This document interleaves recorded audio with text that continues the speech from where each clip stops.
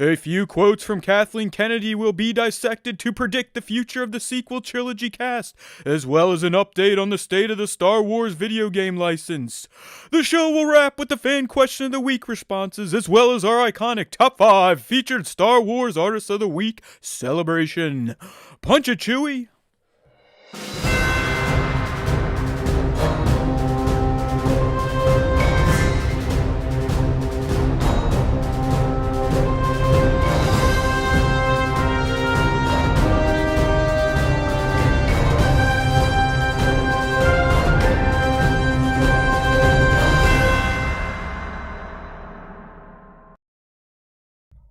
Hey now, everybody! Welcome to a new episode of the Star Wars Time Show. And if you're on the live stream, guess who's back? It's Nick. We're all happy. The gang is all here, as we like to say. Look at him. Look at he had a week off. He's looking healthy. Yeah. His face is still a little red, so he still has a drinking problem or just a lighting situation in his studio. I'm pretty sure that like everybody said, I see it popping up in chat. So I don't know if this is contributing, but it's essentially like the only lights that I have on when I do the cast is I have my open window, which is all natural light coming in, and then my screen shining on my face. Yeah, I know you're not a drunk, all right. It's not just me saying it. I remember, I think it was before you left 2 casts ago, SW Props was like, "Yo, is Nick drinking again?" Because his face is all red. It's not. It's a lighting issue, but hey, you guys were bitching at us and gals for being in black and white, so we turned the color back on, and now you keep busting Nick's balls for having a drinking problem. Come on. See? Gosh. Can't make anyone happy these days. I mean, in any area of Star Wars, be it even shitty fan podcasts, we cannot keep all fans happy, but it's all right. That's just the Star Wars life. And guess what? There's always time for Star Wars time, and we are back for episode 189. Oh my goodness. We're not going to hit 200 before the end of the year, but we did a damn good job getting up to the 190s. All right, Nick. So, hey, good to have you back. It's never... I don't want to say I didn't have fun last week. I always have fun, especially when I just get to listen to myself and completely dominate the conversation. I know I usually, caffeinate and dominate you when you're here, and I don't try to.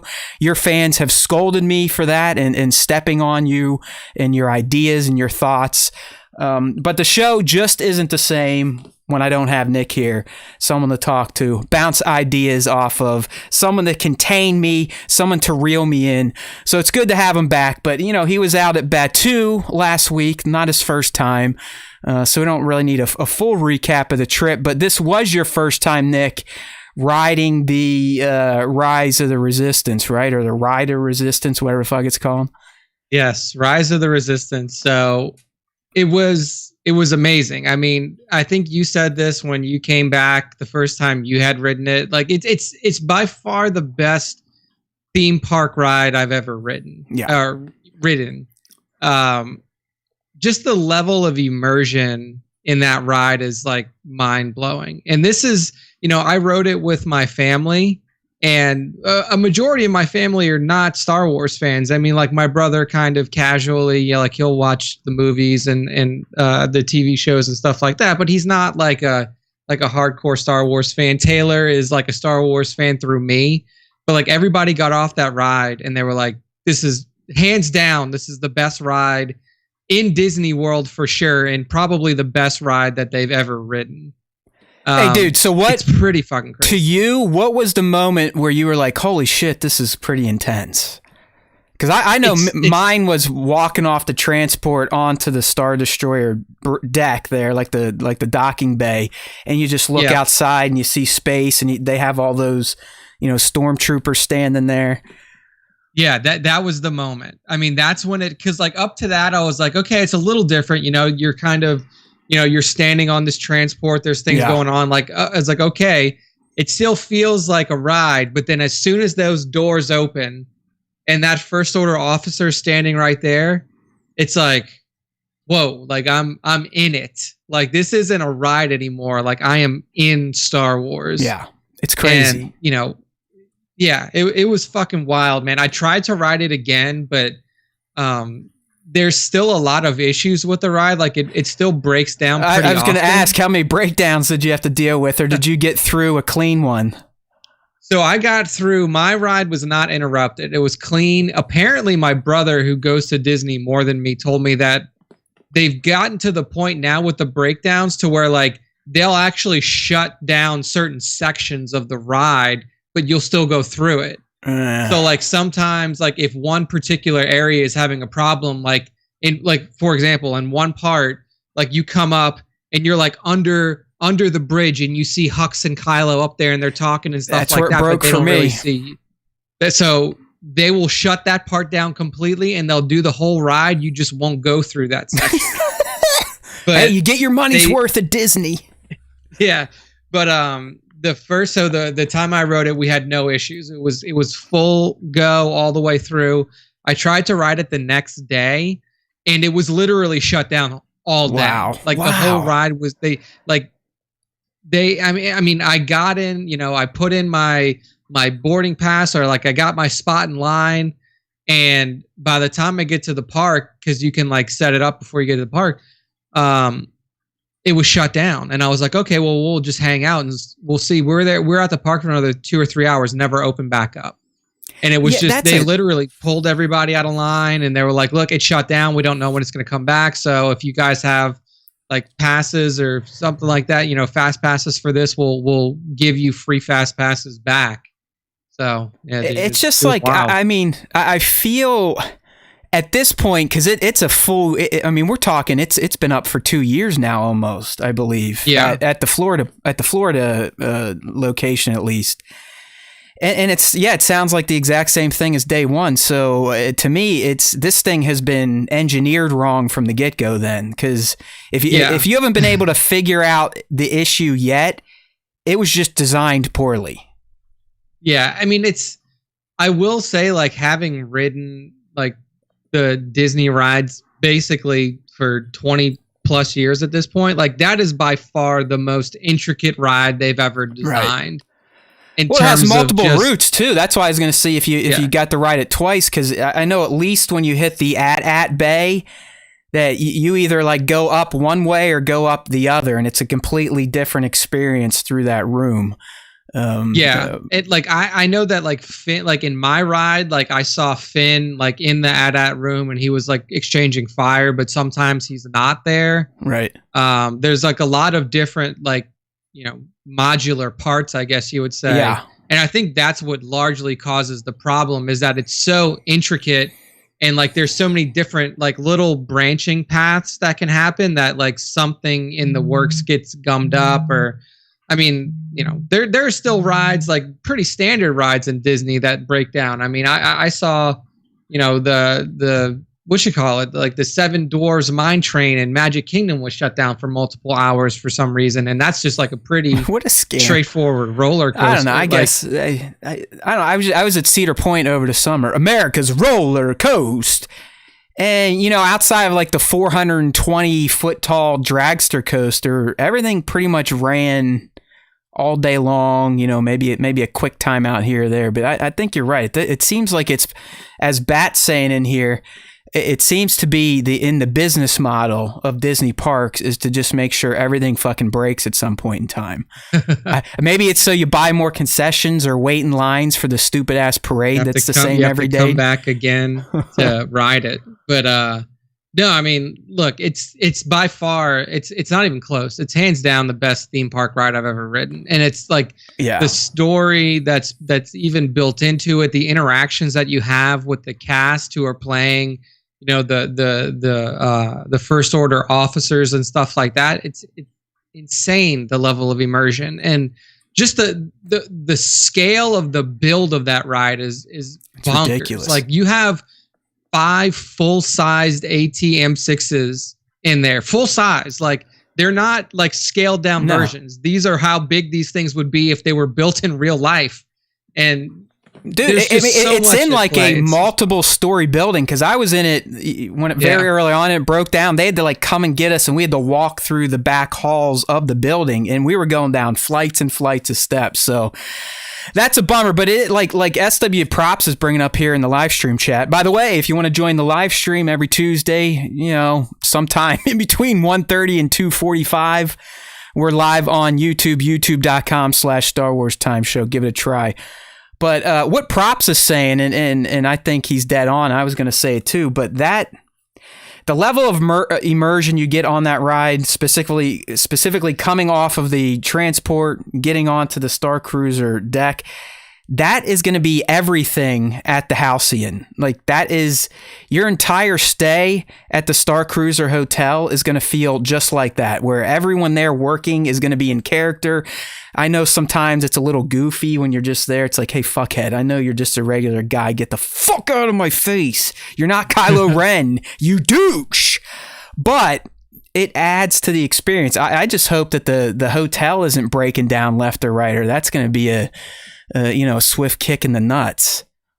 Yeah, it's going to be interesting. So like I did my full pass through of Batuu and Black Spire.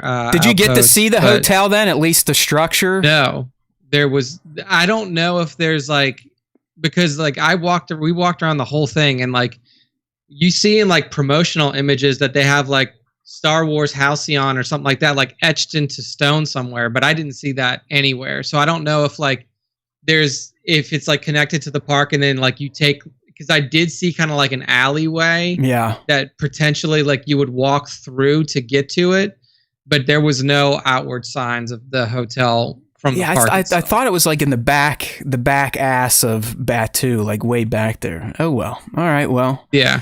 He's back. He didn't die, but he did bring back some new toys, didn't you? You managed to snag yourself. The one thing he collects, those are lightsabers. And no, everyone, we did not plan our outfits today. This is how the Force works through the Star Wars Time Show. I shit you not. The shirt I'm wearing was at the very bottom of my Star Wars shirt pile, which is essentially my uniform pile for the show. And I was like, I'll grab it from the bottom because clearly I haven't worn them in a while. And lo and behold, I turn on the camera and my good man Nick is wearing the same shirt. So there you go. Same shirt. The Force is with us and we love it. Indeed. So yeah, I picked up a couple of sabers. They're the character sabers. So not the Savvy's Workshop builds. And so actually one of them was an early Christmas present from Taylor, but this is the first. So this is how they come in the box. So like you get a box like this. Look at that. Plastic, very cool looking. Then you push the little symbol. So the symbol is like the button to open the box. And then it opens. And then you have your saber in there. And as you can see, if you're watching the live stream, this is the Leia saber from That looks pretty good in person, actually. I like the copper tone, that two-tone look. Yeah, it is, and it's well built. I mean, if there's anything that I can say for the Disney Park sabers, and I know that Props is not gonna be appreciative of them because of his more his higher quality ones, but they are solid. They're solid builds. You can see that this one here actually does have like a pretty good grip. At least, my fingers. It doesn't look like a Maglite, at least. It doesn't look too thick. It's not as fat as the ones from Savvy's.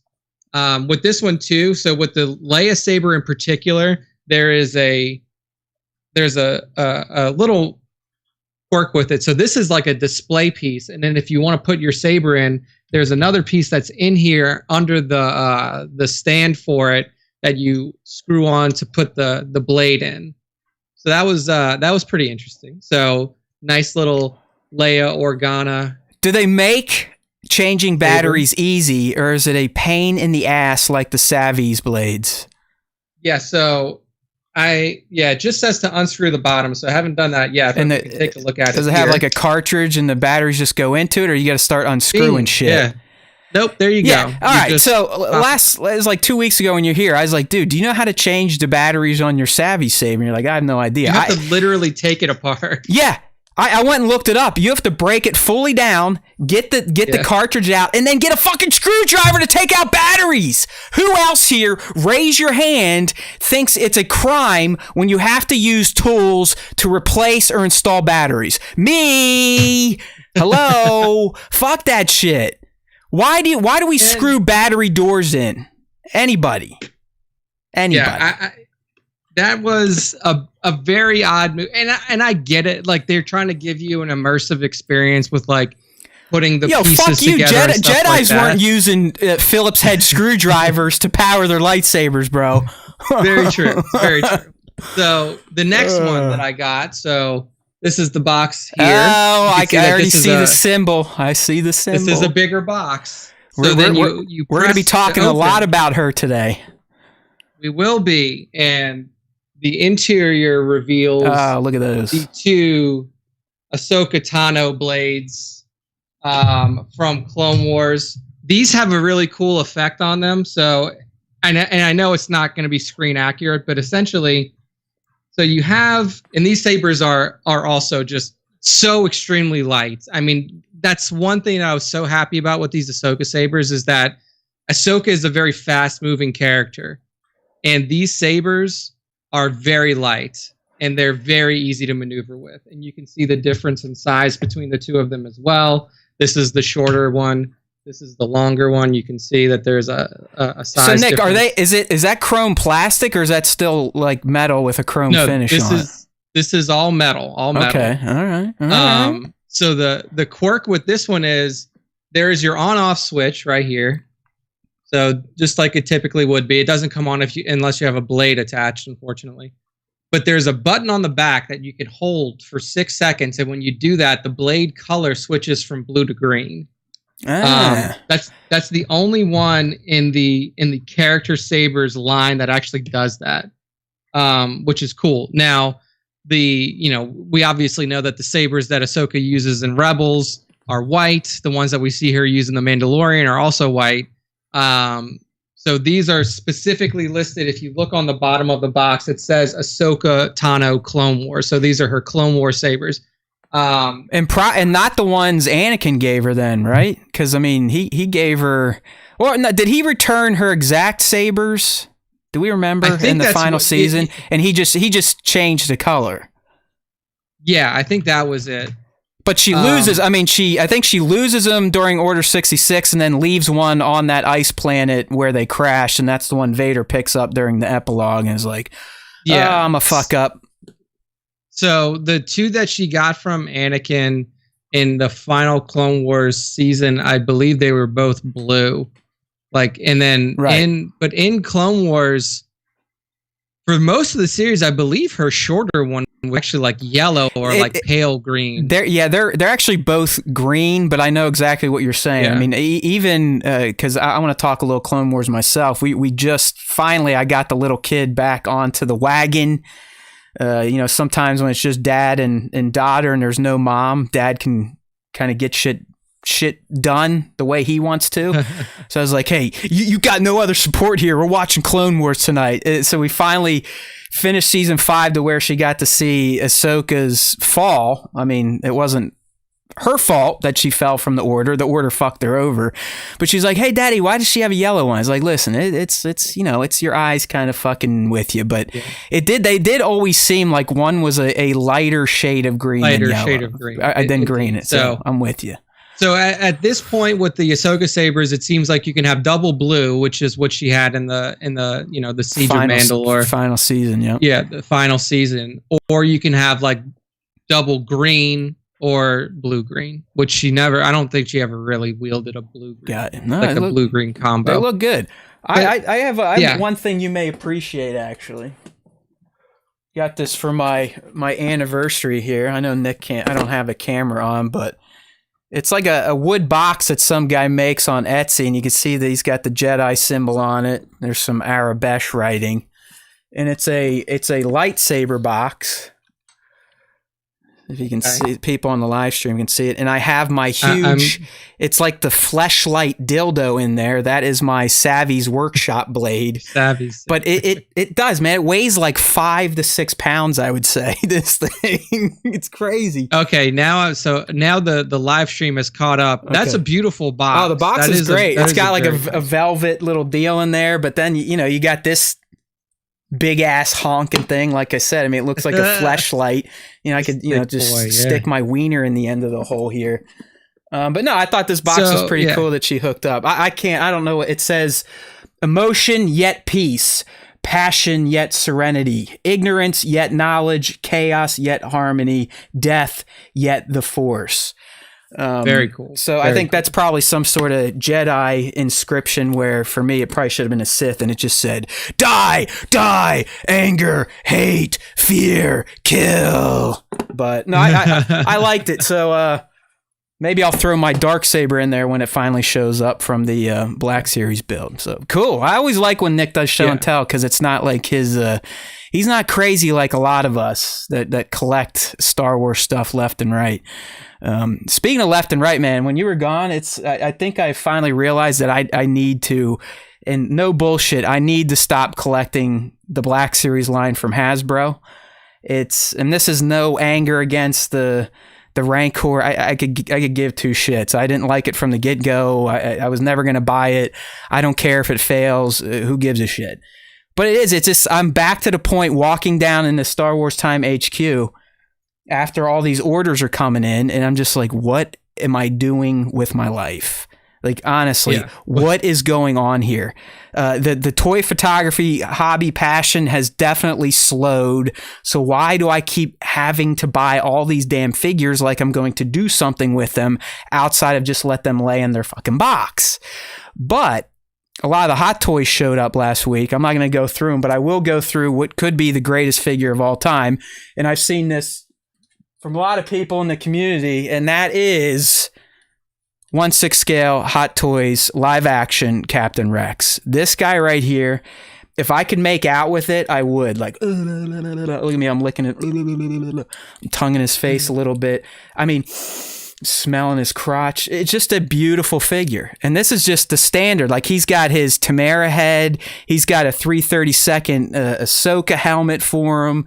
Detachable ammunition pouch. I mean, it's just fantastic. So there's my show and tell. I couldn't, it's like we're in kindergarten and Nick was the student where his parents actually sent in toys for show and tell, and I was the kid where my parents forgot to remind me and I didn't have anything, so I'm just trying to make up for that. But now I need to, my big thing now is that I need to find an appropriate way to display these pieces, because now my lightsaber collection has grown substantially.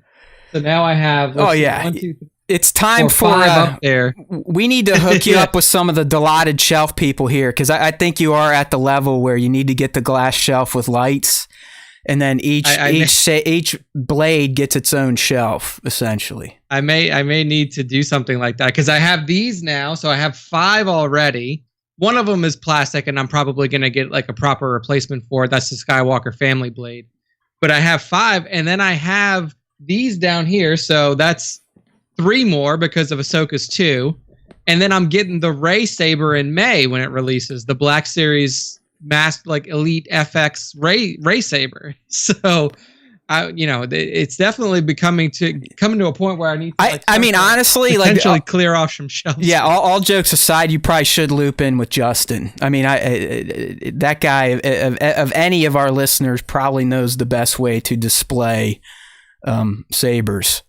I got my other hot toy that showed up, the Shore Trooper squad leader. He's going to join us for the show here. I'm going to move him out of my face just so his head's peeking in. People like that. Of course, we've got our Manscaped display on set today. You gotta love that, right? Manscaped. Big Black Friday sale coming up, by the way. We'll be promoting it on the socials. Just be on the lookout. It's not going to directly help us, but, Manscaped, they're our friends, so we want to promote their Black Friday sale. 25% off site-wide. How do you like that, Manscaped? I will say that I left my foot deodorant at home on the trip, and everybody suffered. Oh no! You're just one of those people with naturally stinky feet, or you got to get a new pair of shoes. I probably need to get a new pair of shoes, because those are definitely you old. Dirtbag. Like those are the shoes, but like I wash them in the washing machine.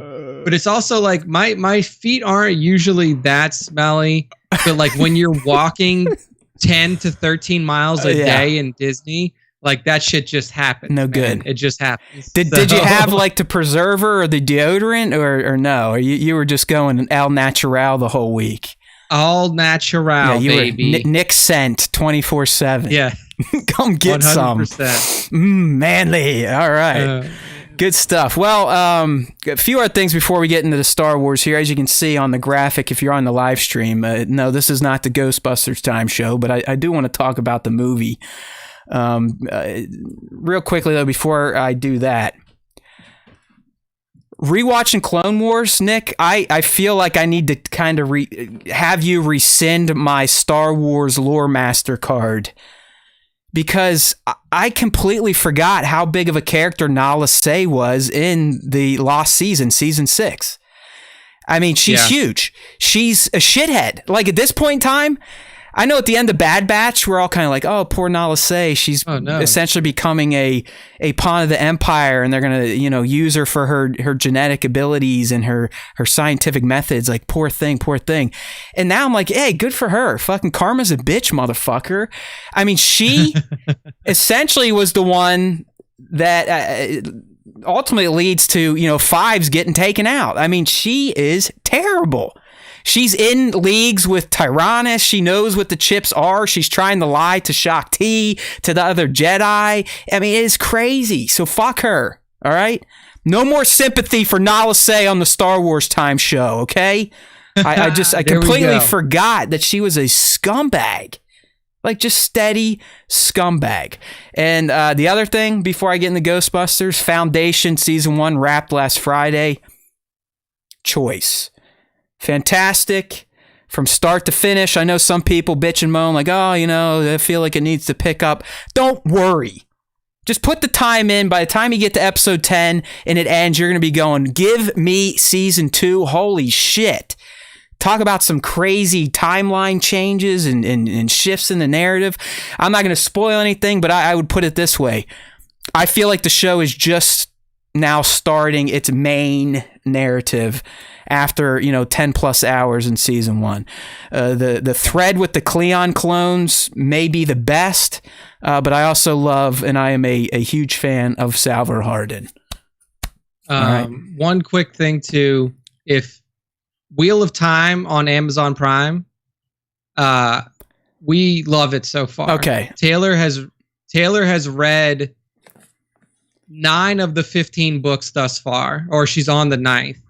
And like, she's not like, she will admit up front that she is not a person who likes TV adaptations of books. Like, she kind of like struggled to get into Game of Thrones even. But this one, literally from episode 1, she was like blown away by how they've. That's what the intern was saying. The way that she put it, she's like, they've improved the books. Like, this is a show that they've actually been able to make things move faster, and it still feels organically like the novels and the same story that you're reading. Because like Nick said, I mean, Taylor's pretty much all words and shit. I assume Nick is probably the one that has dragged her down into his level of just watching TV all the time. Like, Nick's like me, like, we got to read, screw it, let's just watch stuff.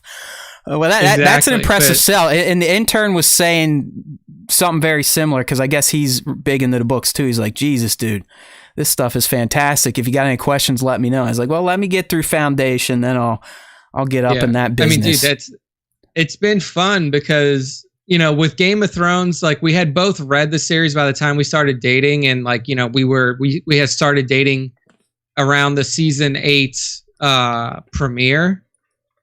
But now with this, I haven't read anything, and she's read so much. So like, having her there is like a resource, like just asking her questions. Right? Yeah. And like, she's excited to tell me, like, she's excited to be like, oh yeah, these are the red Aes Sedai, and this is what they do. And these are the green ones, and this is the blue. These are the blues, and all these different character, plots and threads and all the different things that are happening in the world. Like, I've never seen her so excited to watch a series. She was in like Amazon Prime does, the weekly drops. And she's I was just going to say, like, I want to watch it all now. Okay, so they're like HBO Max or TV Plus. They do the weekly cadence still. It's not a Netflix dump.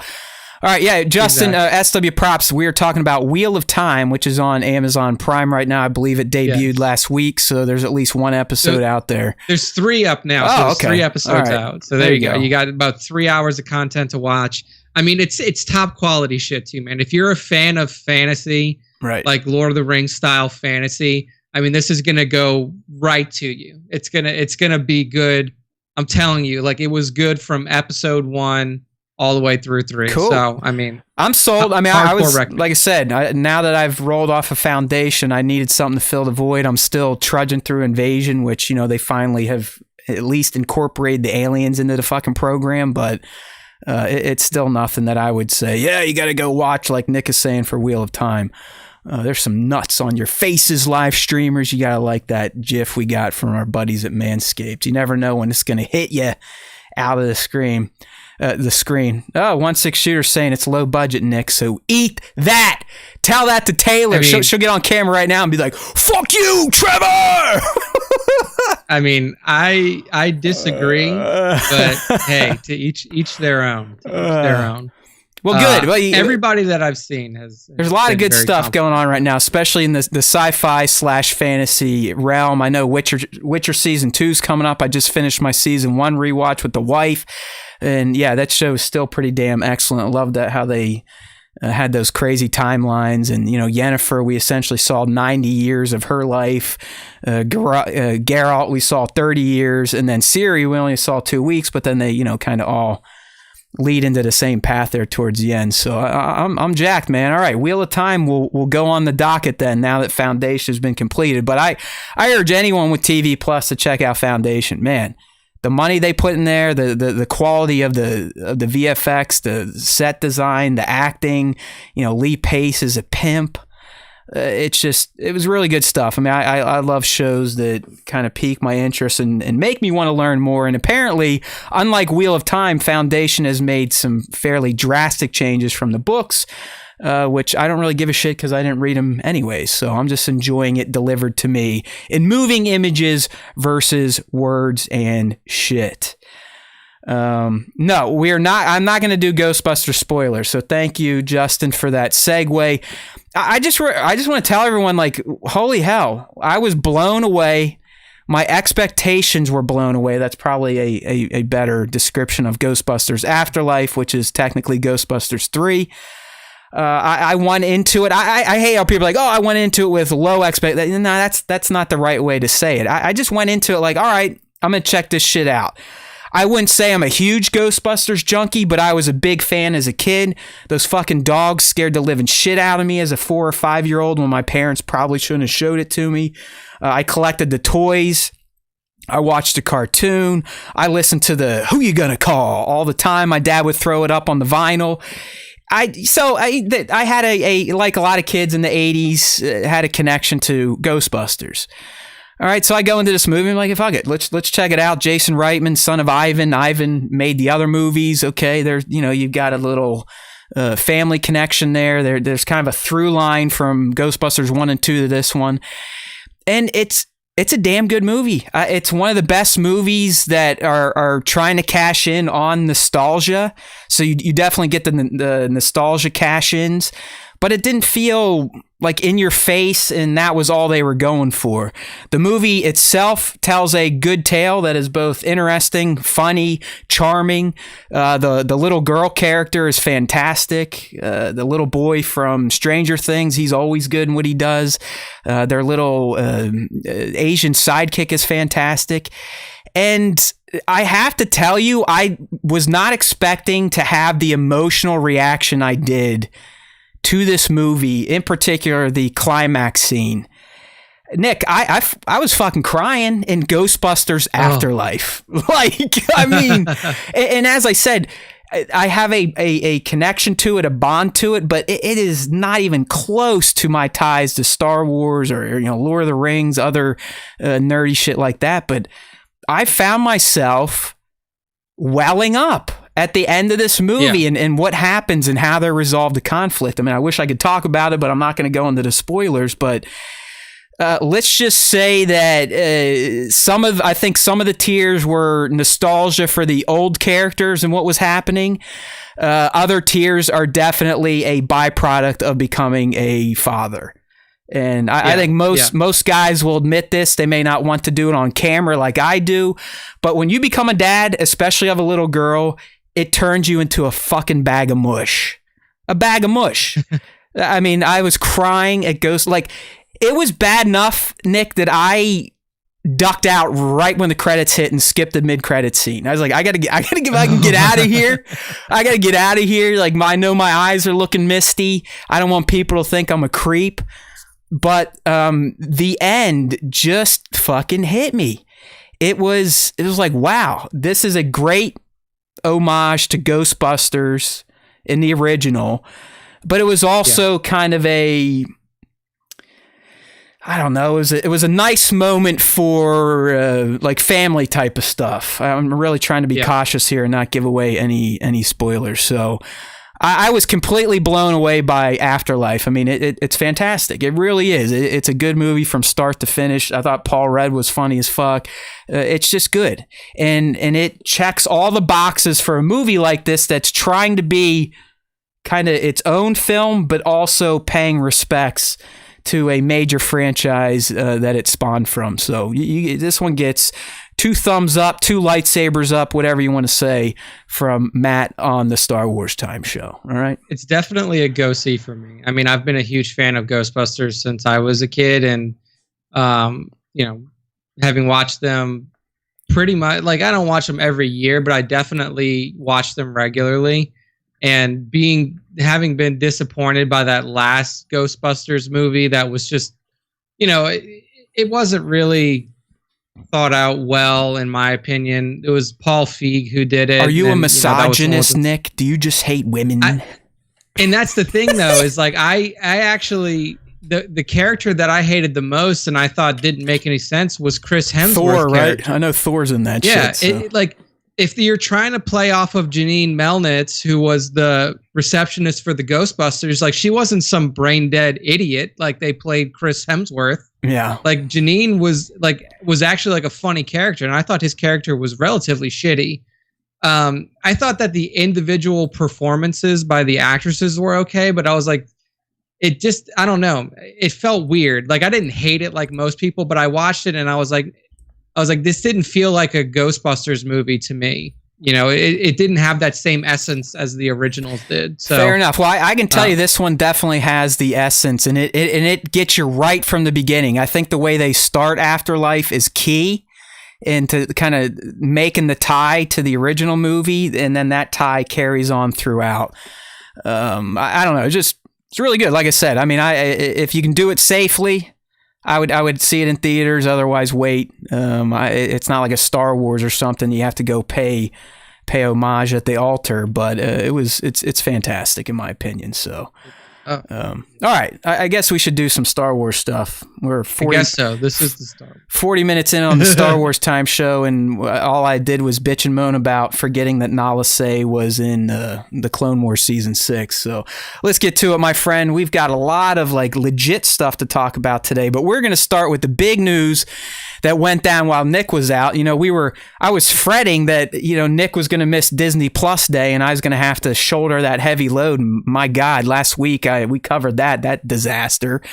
But the past week, as Nick was enjoying the tail end of his vacation or famcation, we got word from a credible source. Deadline reported that Natasha Liu Bordizzo has been cast to play the live-action Sabine Wren in the Ahsoka series on Disney+. So, it doesn't take a rocket scientist to figure out that this character was going to be included in the Ahsoka series. We've all, at least those of us that are dedicated to the cause, we study our Star Wars scriptures. We knew, based on the epilogue and based on the fact that she's throwing Thrawn's name around in The Mandalorian, that any Ahsoka series was probably going to touch on the Star Wars Rebels epilogue, which happens, time after the Battle of Endor. Yeah. And with that being said, we knew that they needed a live-action Sabine Wren. Hell, last year when we were trying to guess what was going to happen in Mando S2, some of the scenes from the trailers were like, oh, is that person he's looking at? Could that be Sabine Wren? And no, it was Casca Reeves and all this fun stuff. But now we have it, Nick. So have you ever seen Natasha in anything? She has, I guess she's best known for the Society, but she has been in some films and whatnot. So I looked up her IMDb recently, and like the one thing that she looked familiar, especially the picture that you used. But I haven't seen her in that particular. Yeah, how about that? Like, I get she acted in something where her hair is essentially dyed like Sabine already. I mean, Sabine. It has some of the purple, it has some of the orange. But our boy SW Props, I mean, I copped his Instagram post because I think he did a great job of side by sides with Natasha and the animated characters. So I'll just flip through some of these while we're talking about her. But yeah, I think. The one thing that I know her from was the Netflix original Crouching Tiger movie. Yes, yep, she was in that. She was in that. And Props is saying the Society she's pretty good in. If anything, she's got the looks, right? I mean, it's dead on. Yeah. She's got that kind of Asian Pacific Islander thing going on, which we know the Wrens were a part of. I don't want to say looks are everything, but they kind of are a little bit. You know, you don't want someone that looks drastically different from the character on a live action project like Ahsoka. I mean, I think Rosario was a great crossover. Katie Sackhoff still, I mean, it's crazy that, you know, she voiced and also crossed over to live action because she did kind of look like her. So I don't know. I'm digging it. I'm glad. I don't think it's surprising that this stuff is starting to come out either, by the way, especially based on a lot of the coverage Ahsoka has been getting this week through Empire kind of teasing its Book of Boba Fett issue, which is coming out on the 25th. You know, we got commentary we're going to talk about from the maker, well, not the maker Junior, Filoni talking about the series. We've got another story talking about, we know when it's going to be shooting. So it does sound like, Nick, Ahsoka is kind of wrapping all the pre-stuff. You know, a little writing still has to happen, but, you know, they're getting the casting ready because like we're going to say here, I believe, in our next story, it's going to shoot in March of 2022. And I mean, go ahead. That itself is good to know because it gives us a more solid timeline on when to expect this show. And I think that, like, one of the things that was super disappointing, particularly about Disney Plus Day, is obviously we didn't get an announcement of any new stuff. But the biggest disappointment was we had so much that was announced the previous year, and they showed us essentially nothing from them. You know, like we had 10 different series outlined plus films, right? And we didn't get to see anything from nearly any of them. No, it's all creative. It's in creative difference land, right? That's the new thing at Lucasfilm. It's gone to the creative differences graveyard. But like I said, some smoke starting to come out of the Ahsoka camp. Props is saying, per his colleagues, like, hey, let's go, loop us in. Like, if you've got all this direct information, son, you send it to us. You see us on these emails. don't wait to the live stream home slice. But, you know, it's still close. Ahsoka shoot March 2022. Props is saying March, April, same month. Humans made the calendar. It doesn't matter.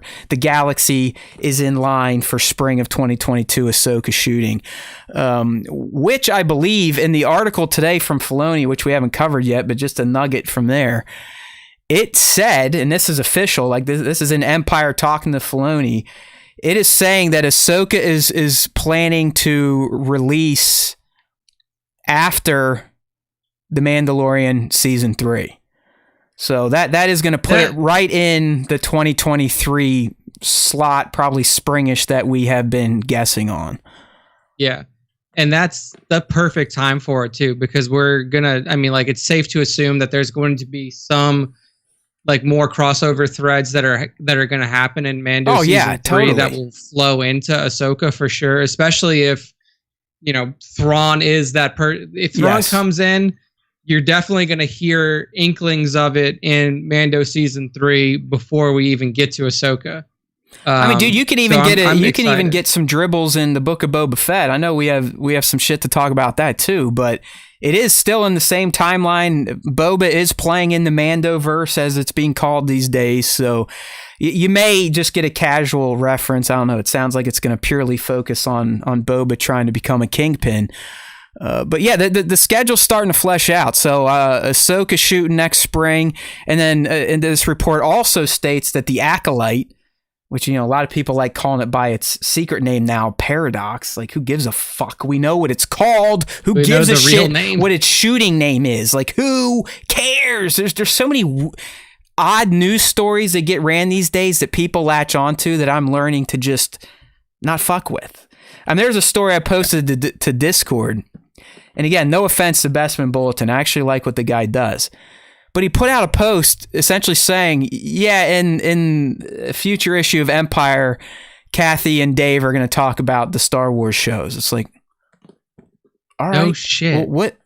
How the fuck is that news? Like, who fucking cares? Like, until you're giving me something, who gives a shit? And that's what I'm trying to operate on these days. Unless it's like something to actually discuss and not just discussing something that's going to be discussed, what are we talking about?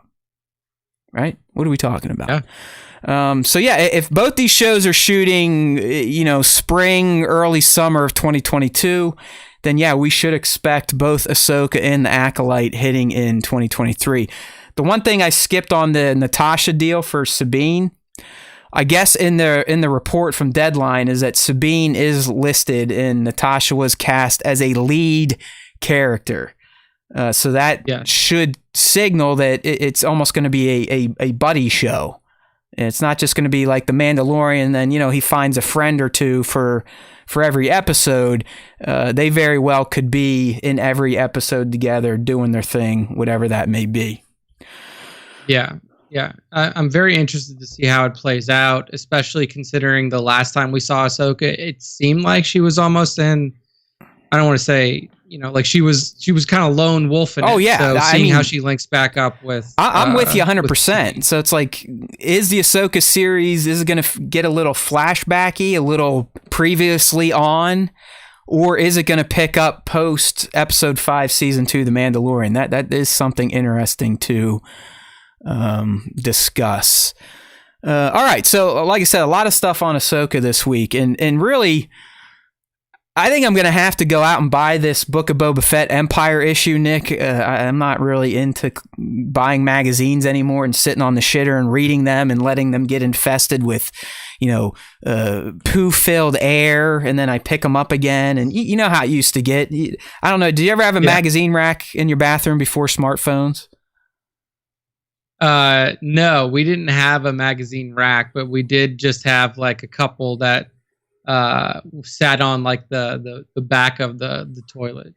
Yeah, but if people had racks and you left shit in there, like you could see the paper itself was dying from all the dumps and peas and diarrheas that have gone on in that room, and then that filth just sitting in the air, like it would just wilt over. Like it would just be like the magazines would like die. But there's just been a lot of good little drips and teases from this Book of Boba Fett issue, which is coming out on November 25th, that I feel like I might have to go pick up a copy. Physical magazine. Yeah, exactly. Like the physical deal. Because I'm always trying to read about Star Wars, see what type of quotes we get. And if you notice, a lot of my coverage from these early Empire articles aren't the titles most sites are running with, because I like to kind of find the quote that may actually mean something. Okay, so today, there we go. 1/6 shooter. He's in my era of shitting with paper and then leaving the paper in the toilet and what happens to the magazines. I actually think I still have some Star Wars insiders from probably a decade ago in my bathroom right now. It's like they've almost become part of the room. They're like wallpaper now. I'm too lazy to fucking throw them out, or I'm just a scumbag. But anyways, back to Empire's coverage of all things streaming Star Wars. So Filoni did a little interview today, and it was a tiny one. Like, they're just teasing you because they want you to buy the full issue. But to me, everyone ran with, Filoni said Ahsoka is thrilling. It's like, okay, no shit. Yeah. No shit. We're Star Wars fans. What do you think? But what I got out of it is that he more or less says that he has been planning Ahsoka's adventure in the Ahsoka series for a very long time. All right. very long time. And if you think about that, so, I mean, here's some of the quotes he says here. Obviously this is the one people jumped on, like, it's thrilling. I got to tell you, it's something you imagine doing for a long time. And then it's kind of startling when you're sitting there and now you have to do it. So apparently our buddy Dave is a little bit of a procrastinator, because what he's talking about, I mean, he created Ahsoka. All right, that's yeah. I mean, the guy has contributed a lot to Star Wars since George brought him on, but that's his biggest. I mean, that's his Darth Vader, if you will. That's his Skywalkers. I mean, he cooked her up with George's help. You got to give George credit because he was still working with him. But that's his girl. So obviously he created her. He's probably always wanted to tell a story. But what I'm thinking here, and yeah, that's going to be thrilling to him. All right.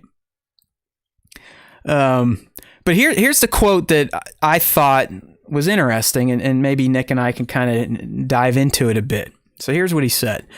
I thought of this adventure for Ahsoka for a long time, and it's interesting to see how it's evolved. Years ago, I never would have imagined that it was sprung from a branch of a tree that had anything to do with a guy like Din Djarin or a child that looks like Yoda. It's a great lesson for me on how, when you have other creatives like Jon Favreau, they can help lend such dimension and depth to what you're doing. So here's what I'm thinking, Nick.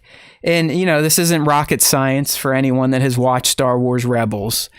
If Dave's been thinking about an Ahsoka adventure for a long time, it has to be what was teased in the Star Wars Rebels epilogue, where she shows up as Gandalf the Tano, right? She's got her white robe on, looks very wise. Sabine is kind of the narrator for the scene. She just finished her mural, and she more or less says, Ezra, we're coming for you, pal. Okay, this is past Battle of Endor. All the good shit's going on. New Republic's starting to form. But Ahsoka shows up to find her friend Sabine to go find their other friend Ezra. So I really think that's what Dave is talking about here in terms of, I've been thinking about this adventure for a long time. Yeah, I definitely agree. I think there was every intention for there to be a direct follow-up to Rebels. And whether that be, whether it didn't happen sooner because of ideas at Disney or what was starting to happen with Disney Plus and, the work that was being done with John and Dave for The Mandalorian, like, who knows what really kind of like derailed what would have been like the original Rebels sequel, but now we've landed here. And I think that largely it would have probably been very similar. It would have probably been a very similar situation to where, Sabine and Ahsoka are kind of, looking for traces of Thrawn or looking for traces of Ezra, but now you have this entirely different context to bring it into. Right. And I think that's kind of what Dave was talking about here, to help lend such dimension and depth to what you're doing, because it feels like the general idea was there, but what's going on around it? Like, what are the situations in the galaxy? And that has all been set up now with Mando and everything that's going on. Yeah, so I found that to be pretty cool because, I mean, Nick summed it up perfectly. Dave was like, listen, I knew what this was going to be, but after working with John and my time on Mando, now it's going to be so much more. It's going to have that much more depth in the Star Wars universe versus just being potentially a true finale for Rebels.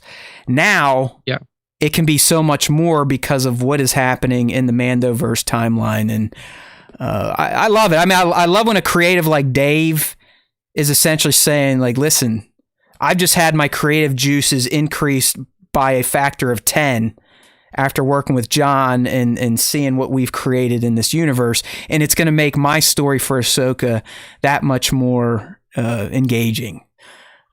So it'll be interesting to see what the first draft would have been before he got involved in The Mandalorian, to see how much really changed. But it does sound like now it's going to be a much larger, if not galactic-sized adventure versus what's something that was probably going to be a little more linear, a little more true to the Rebels formula.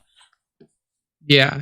I mean, this is one of the series that I've been just keenly excited for, because we all kind of, I mean, as to Dave's point, you know, like we all kind of had an idea what it was going to be in some way. Like it's the search for Ezra, it's the you know, having to deal with Thrawn again and everything around that, but it was never clear after Rebels like what was the setting that this was going to take place in. What, like, it would Thrawn even still be relevant to the galaxy by the time that they found him again, you know? But now we know, we have this Imperial remnant going on. We have all of these things with the foundation of the First Order that's coming in the future. Like, the setting is what really brings things into focus. And yeah, I mean, this could be just like the, you know, like we've been saying for the Kenobi series, this could be one of the best live action pieces of Star Wars that we've gotten in a very long time. So super excited. Well, yeah, and the difference from Kenobi, I mean, there is still a little Skywalker attached to it, but it's kind of growing beyond the Skywalker saga a bit on its own, where Kenobi is still going to be right in the thick of the Skywalker saga content. So yeah, I mean, it's still going to be interesting to see how they really play it out, because, you know, clearly Thrawn has been injected right into the Mandoverse. All right, well, how? Yeah. Last time we saw him, he was getting sucked out with those purgils with no fucking windows into deep space. Yeah, into deep space. You know, and getting crushed. I mean, he was getting crushed by the tentacles. Like, I mean, that's why Ezra stayed, because he was using the Force to kind of keep him contained. So, you know, we've always said, so goes Thrawn, goes Ezra. I mean, they're tied at the hip, the way Filoni finished Rebels, and clearly it will be addressed, but who knows, maybe it'll be lightly addressed in Mando season 3, and then Ahsoka will kind of pick up from there and really get into the meat of things. But it'll be interesting, you know, will there be flashbacks at this point in Ahsoka? Is it going to be right from the get-go, Sabine and Ahsoka, like a buddy cop movie? But like I said, pieces are starting to fall in place, casting starting to get revealed, and I 100% believe that's legit too. This to me feels like some of the leaks we were getting for Mando season 2. You know, Timothy Oliphant. You know, they're talking about Katie. I mean, it was crazy how all that shit leaked and hit outside of Luke Skywalker's appearance. And Favreau himself even brought that up in that behind the scenes deal for the Luke episode. He's like, it's nuts. We saw all the shit getting leaked and it was all legit, but somehow we kept the Luke thing under wraps. So I do believe the Natasha Liu Bordizzo as Sabine is as legit as it gets. And of course, this is directly from Filoni himself. So, good stuff. I mean, good shit all around for the Ahsoka series. Honestly, I mean, I think at this point, like, I kind of implicitly trust Disney with the casting, because I don't think that they've really made a misstep in casting in the movies or the shows. I mean, you can say what you want about like the quality of the story for the movies, but I think that casting wise, there hasn't been a misstep. No, you're right. I mean, even Miss Carano now, who I heard is now going to star in a movie about Hunter Biden's son. So, you know, her offshoot career is good. No, I'm being dead serious, dude. Look it up. I'm not fucking kidding. I think it's called like My Son Hunter. It's, you know, her and her buddy's new studio. They're going to make a lot of those goofy right-wing type of flicks. But hey, good for her. But even she was a good casting for the role of Cara Dune. I mean, she might not have been the best of actresses or even that great at stunts, but her beefy look was pretty perfect for a rebel, you know, shock drop trooper or whatever the fuck she was. Yeah, she brought the physicality that was needed for that role. Yeah, and she played it out pretty, you know, very well. So. But hey, she's owning libs now and making huge projects. So good for her. All right. Boba Fett. Like I said, lots of stuff coming out this week because of this Empire issue. I think it's going to be great, because they're teasing like, oh, you like these interviews? Wait till you get the real issue. I mean, I could be a dope and I'm getting sucked up by the marketing. Nick knows better. He's a marketing champion, but hey, I am easily fooled into spending my money on shit I probably shouldn't spend my money on. But anyways, we got a little ditty on the Book of Boba Fett. And, you know, we got some quotes from Favreau and I think a couple from Robert, right? So the interesting thing here, to me, again, it wasn't that, oh yeah, Boba's going to try the show is about Boba trying in the galaxy trying to fill the void of Jabba the Hutt. No shit. Like, we've established that. I mean, that was established in the first trailer. So that, to me, was no big deal. To me, it was a little line, I think, from Rodriguez saying that we're essentially going to explore Boba Fett's true character in the Book of Boba Fett. And that's something Nick and I have been talking about. Like, how is this guy going to present himself in the Book of Boba Fett? Because up until what he did with Din, he was kind of a cocksucker. He was a lone wolf. He did have a code. We can give him that. But he was a shithead. He mostly worked for bad guys to foil good guys. He was just no good. To me, he seemed like a very nefarious, shady person. He even called himself a wretch, essentially, right? In that line that he told the Din about him and Fennec and how the dunes see and this, that, and the other thing. Something about being a shithead, essentially, is what, I'm terrible at summarizing the exact quote. But he's like, look, I was a puke. And now I'm not so much of a puke because of my suffering and my time on Tatooine and the Dune Sea. So I was wondering, like, all right, well, how is he going to position himself in the Book of Boba Fett? Is he going to be the guy who just walks into Jabba's throne room and fucking murders like 6 or 7 people without saying a word? I mean, he literally said nothing. Nothing. Yeah. Bib's like, oh, Boba, how you doing? He didn't even say shit. He's just like, boom, just fucking shoots him. So, all right, how diplomatic can that person be? But like I said, what we got here in this interview, let me just get to the quote. All right, this comes from quote about this comes from John. I thought it was Robert, but although Boba Fett is a very experienced bounty hunter, he's not experienced at running a criminal syndicate or managing forces. He's not normally a newcomer. He's an expert as we see him in most areas, but in this case, he's trying to transition to another position. It's like, if you've ever worked in a corporate structure, he's a new manager. Yeah. He was really good on the floor. He was really good behind his desk, but now he's got to manage people, and that's a whole different thing. If you've ever made that transition, we really are. You know what it's like. I mean, this show is going to portray this character in a 100% different light than we've ever seen him before. We are going to get some of Boba Fett's character. Who is this clone? This scion of Jango Fett? Who is he really? What makes him tick? And it sounds like, we're still going to get, as Robert calls it, some barbarian mode action out of him. But it does sound, and we got glimpses of it in the teaser. We're going to get an actual character. We're going to get an actual person underneath that helmet that has feelings, desires, goals, maybe a little sadness mixed in here and there about his dad's head rolling out of the helmet when he picked him up in the arena. And I'm excited for that. I mean, I like seeing Boba Fett be a badass.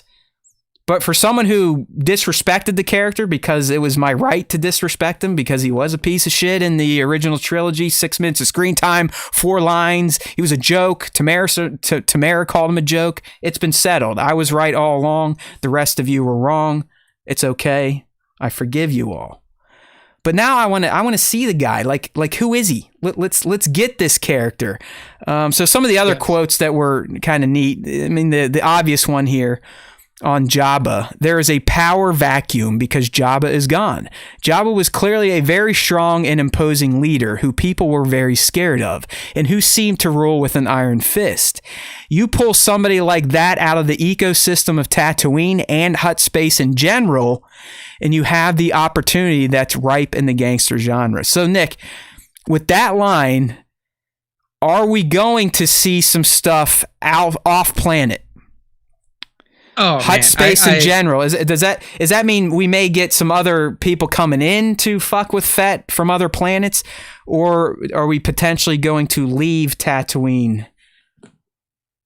I think we're gonna have to leave Tatooine at some point because if you're gonna run a criminal syndicate, I think that, especially if you're gonna do it effectively, I think that you are going to have to reach beyond just the outer rim, and you're going to have to move into like the core worlds and other places that are not as lawless, especially, I mean, like, that's one thing we never really saw out of Jabba a lot. Jabba seemed like a very, delegating type of person. Like he would just have somebody else do the stuff that he would do as a leader, and he would just kind of slug out there on Tatooine. But it seems like Fett might be a little bit more involved in the happenings that are outside of his palace on Tatooine now. So I do hope we see him kind of planet hopping a little bit and trying to make some connections and not just have this be like, oh yeah,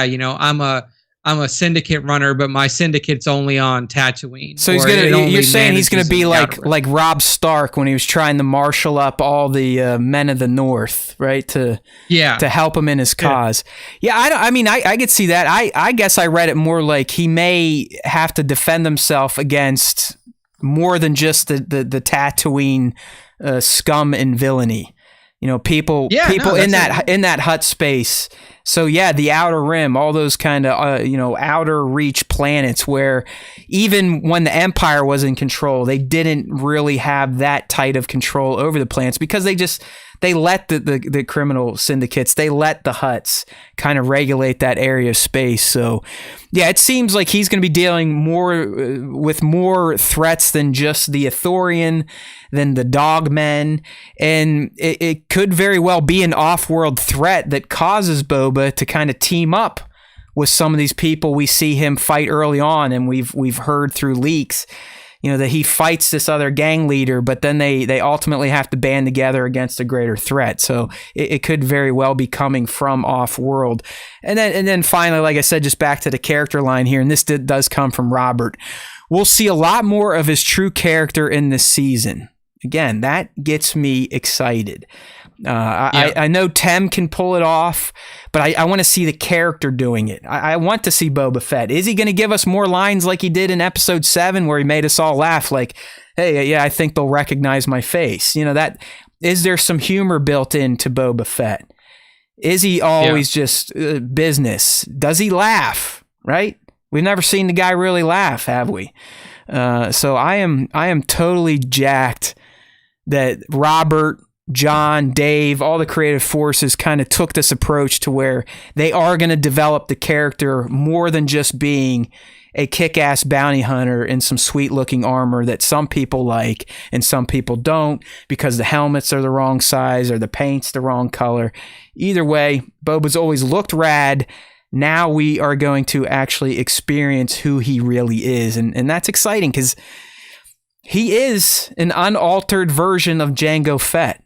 We're going to get to kind of see who the man really is. The guy that would do anything for $1 back in the original trilogy era, who now is essentially providing mini life debts to Din Djarin because he's like, hey, you helped me out, I owe you one, pal. To me, that was a big difference in the character from who we saw in Empire and Jedi versus the badass in the tunic and the blotchy armor in Episode 6 of The Mandalorian Season 2. And it sounds like we're going to get even more of that character in the Book of Boba Fett, and that has me jazzed even more than seeing him go into barbarian mode. All right? Yeah. So in the end, I'm a softie. It's all about the character for me, Nick, not the action. Dig more into his personality. You got like Robert here. I love this. We did get a couple new shots if you're on the live stream from Empire, and there's going to be a lot more in the magazine. That's why I'm saying I feel like I have to get it. But you get a better look at some of those guards that we saw in the trailer in the maroon. I mean, it looks like I don't know if those are Beskar breastplates, but they kind of got that Mando-esque chest plate going on. You get a better look at their weapon because Robert seems like a fairly big dude. He's getting ready to whack someone, but look at the precautions on set. Like if you're not acting, Nick, Robert's got double mask and a face shield. Yeah, that's how you get shit done these days in Hollywood. And that's crazy. But you got to do what you got to do because of the idiots. So there we go. Book of Boba Fett. We're going to get more of his true character, which, like I said, that's got me pumped. We know he can kick ass. We know he can take names. But what can he do in a leadership position? And I think that's going to just really portray the character in a light we probably never thought we'd ever see him portrayed in. Yeah. Okay, so for you, you Kathleen Kennedy lovers out there, haters, she also she also had a few quotes from Empire's kind of pumping up the Book of Boba Fett issue. And, a lot of people ran with her quote on that the Kenobi reunion resulted in emotions on set. It's like, well, again, no shit, Sherlock. But you mean to tell me two guys in their, probably 20s and almost early 30s that spent almost, 6 years together and then didn't talk, wouldn't have an emotional reaction reunion on sets? Like, no dice, like no shit. Like, are you okay? But really the big thing she dropped, and it was very casual in an interview about the streaming side of things at Lucasfilm. She comes out here when asked about the sequel trilogy. She said, certainly those are not characters we're going to forget. They will live on, and those are conversations that are going on with the creative team as well. Yeah. So, I mean, that's no surprise, and then I don't think that should be a surprise to anybody here. Ultimately, those characters were created to carry on a legacy, whether it be Skywalker legacy or just Star Wars legacy in general, and regardless of the feelings about the films themselves or anything like that, they've invested a lot of time and a lot of effort and a lot of money into building the character archetypes and the stories behind them. So it makes complete sense that these characters will be revisited. I think one of the shocks, Nick, was the fact that the way I think the production went, at least for the cast. And then, Tross coming out and really right after that, all the big three outside of Adam Driver, because he was just like, fuck you guys, I'm done. I'm not doing any interviews, nothing. I have a career. I'm moving on. I'm going to go play a knight in The Last Duel. But Daisy, John, Oscar, and this could have all just been, hey, we want more money. But they're all like, yeah, fuck that shit. We have no plans to come back and revisit these characters at any time in our careers. But I know there's a report a few months ago that Kathy and Daisy were having lunch. Boyega is quoted saying, hey, I would come back if I think he said if JJ and Kathy and the cast were involved. He also mentioned that he was like into the Disney Plus idea of things, because that was right when Mandalorian was popping off. You're right. Yeah, he pretty much said I would come back only if it was Disney Plus, I think is what he said. Yeah. Because I mean, you can go back and you can look at cast, the cast not so subtly said that they did not enjoy the environment on TLJ, and that even though the movie might not have been good, that they enjoyed making Tross more. Right. From what I could tell. No, you're right. You're right. Yeah. I don't know if it was Ryan rubbing them the wrong way, because apparently he rubs a lot of people the wrong way. But yeah, I mean, that was no secret that I think Boyega in particular was probably the most upset about TLJ and just how Finn was handled and kind of put into a corner and told to go away.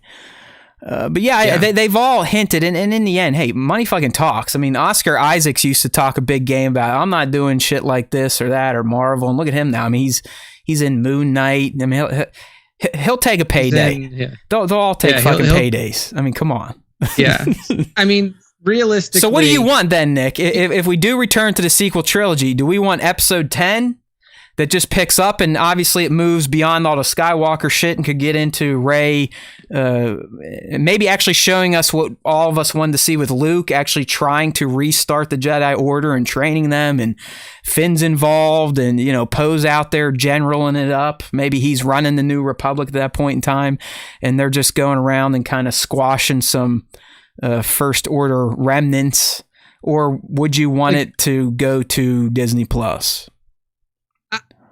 Here's the thing for me, and this was you put up a question, or you may have put up one of the articles that came out when I was in Disney. I actually commented on Instagram, and it was the one like about something like the movie, one of the movies issues or something like that. This movie's being delayed, blah blah blah, and everybody is on it complaining like, oh, they're delaying movies again and blah blah blah. I can't believe this. Here's the reality of the fact for Star Wars in the last 20 years. Every movie that's come out has been shit on, whether it be the prequels, the sequels, the standalones. The only one that has been largely immune to the fan base being complete and utter shitheads is Rogue One. That was pretty much the only one. There were people that complained about TFA. It's too derivative of the first one. There's too many similar elements, blah, blah, all this shit. But people still complain that, you know, when a movie gets delayed or something like that, they still complain like, oh, look at these movies, blah, blah, blah.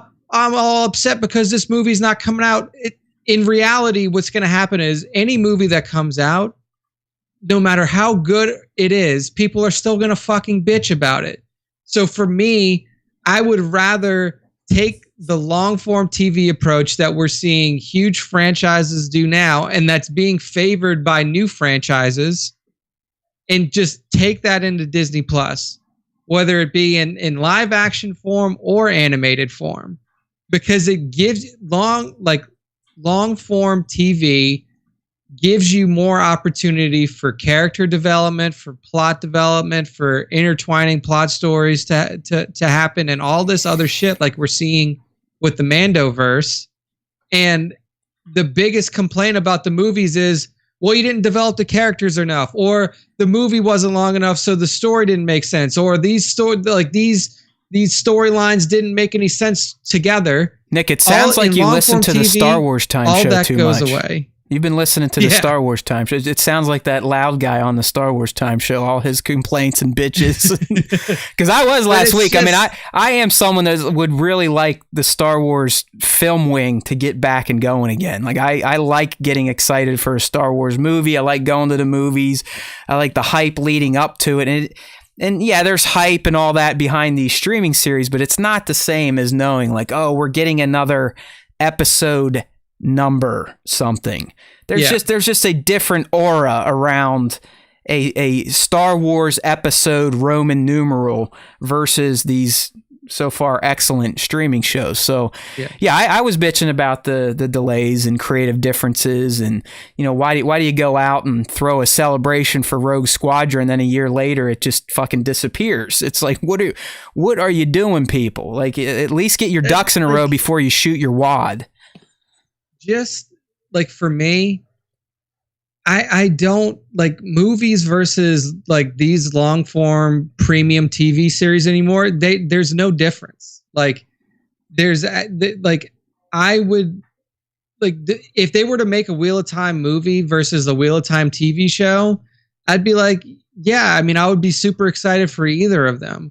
But like, here's what's going to happen when the movie comes out. We're going to get hyped. We're going to go see it. Then we're going to come back and we're going to have to talk for 2.5 months about how the fan base hated it and blah, blah, this, blah, blah, that. And it's not happened yet. Blah, blah, with the blah. Streaming series. Blah, blah, like, blah. I just don't. My big thing is I don't give a fuck about what people think about anything. And I hate having to talk about it. I hate having to talk about how other people feel about stuff. Yeah. And that's all that happens with the movies. Welcome to the 21st century and the rise of social media. Everyone's a fucking critic. Everyone needs their opinion heard, buddy.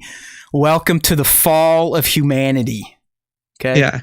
So for me, I would love to see, and like, look, if they can't work it out with the original actors, then make it animated and do the same thing that they did with the fucking Clone Wars.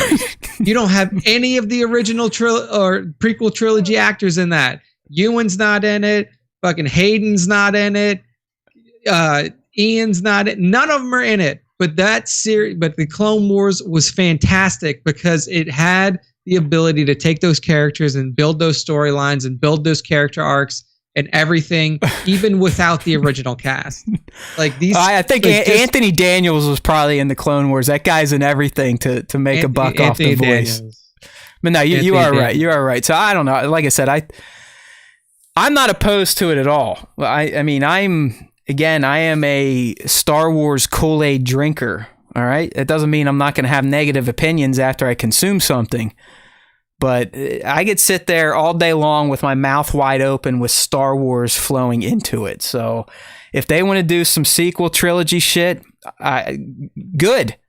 I mean, I gave my daughter the fucking name of Rey as her middle name. I was invested into the shit, into that character in particular.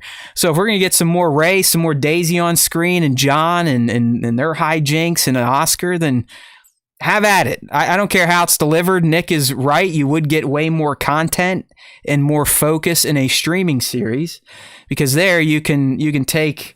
They did it with Kenobi. I mean, Kenobi was going to be a 2-hour movie. Now it's going to be around a 4 to 5 hour series. So I mean, you're getting almost triple the content, triple the narrative being told. So you can kind of have an episode that maybe just focuses on the way Finn's farts smells after he eats one of those turkeys on Life Day.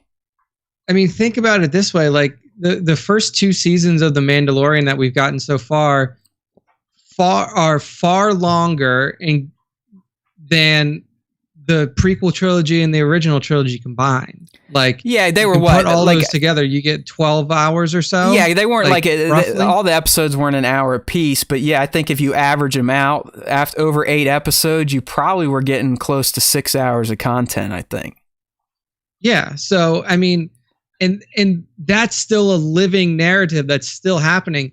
Like, I don't know. I just feel like movies now have changed, especially the way, like, when you compare it to the way that they used to be made for the prequel and the original trilogy timeline. Like, that was a very, like, having sequelized movies like that come out was like a very, very common thing, especially in the late 90s, early 2000s. And now we're just past that. Like, what's the last like direct sequel films that we've seen? Like John Wick, Venom, and like the most recent. Like Venom is close, and then like, but more what you see now is like, you'll see like MCU style stuff, shared like universes, like shared universe style stuff. So like no direct like trilogies happen like that anymore, and it's because it's hard to tell a story like that now. Yeah, like it creative differences. That's the blanket excuse these days. Just creative differences. It's easier when you have a TV series where you have direct control. And when you have people like John and Dave sitting down and saying like, hey, you can write, like, we'll have writers work on each episode. We'll have different directors work on each episode. But hey, you guys are making what we're telling you to make. Right. And that's how the shit stays together. And that's why I'm totally fine with a live action continuation of the sequel trilogy where you see Rey, trying to revive the Force in the galaxy, and you see Poe taking over the leadership of the New Republic or whatever they're going to call it now, and seeing all of these different storylines play out in a much more measured and long form fashion. Like, that's just what I prefer.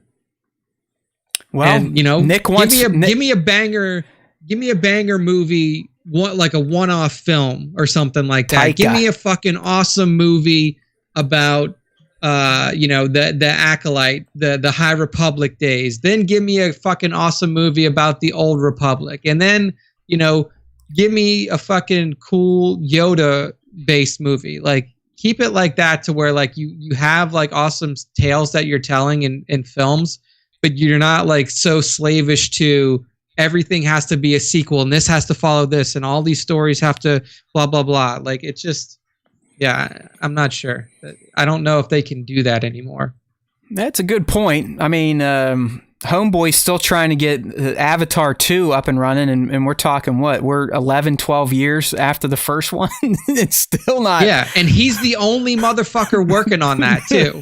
Like, is James Cameron having creative differences with himself? Yeah. Like, what's taking so long? I know, it's crazy that he can't get those things done, but I mean, apparently they have shot some footage, because that was supposed to be the interchange, like the handoff. Every other year, you're going to get Star Wars and then an Avatar, Star Wars and an Avatar, Star Wars and an Avatar.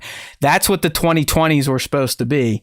But then this creative differences villain showed up, and now everything's fucked again and going back to streaming, which, like Nick said, is completely fine. You know, I'm still a fan of the cinema, even with the death out there.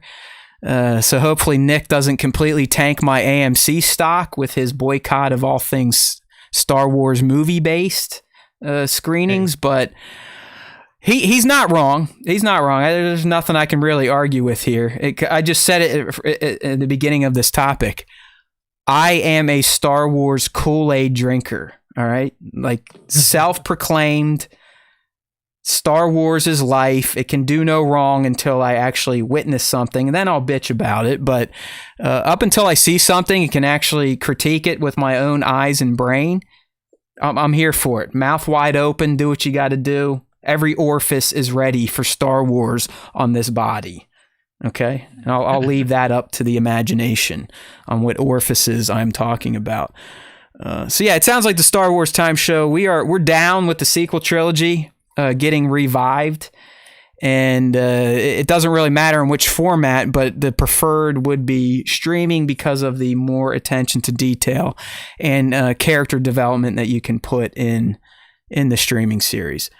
The other thing, and again, it wasn't so much that, hey, McGregor and Christensen, they had an emotional reunion. It was really crazy. But I'm going to read this, Nick, and there's a little nugget in here that we might be able to spin. Okay. So here's Kathy on seeing Mr. Hello there in I Hate You on set again for the first time. And shit, it would have been what? Almost not 20 years, not 20, 16 years. Yeah. 16. Yeah. Cause they would have 05 is when it released. Right. And they usually back then making a prequel took 3 full years. So the shoot probably took 6 months to 8 months. And then all the rest was to get the fucking CG done. So yeah, the last time they saw each other might have been, they probably saw each other at the premiere. You're right. So 2005.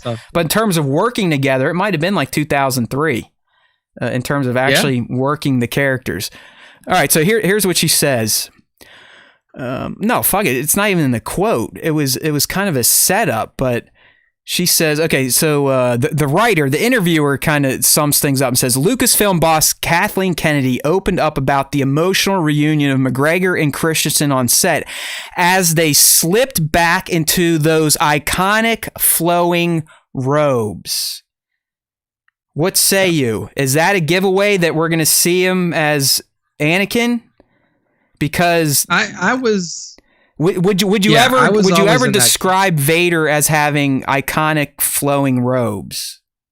No. No. No.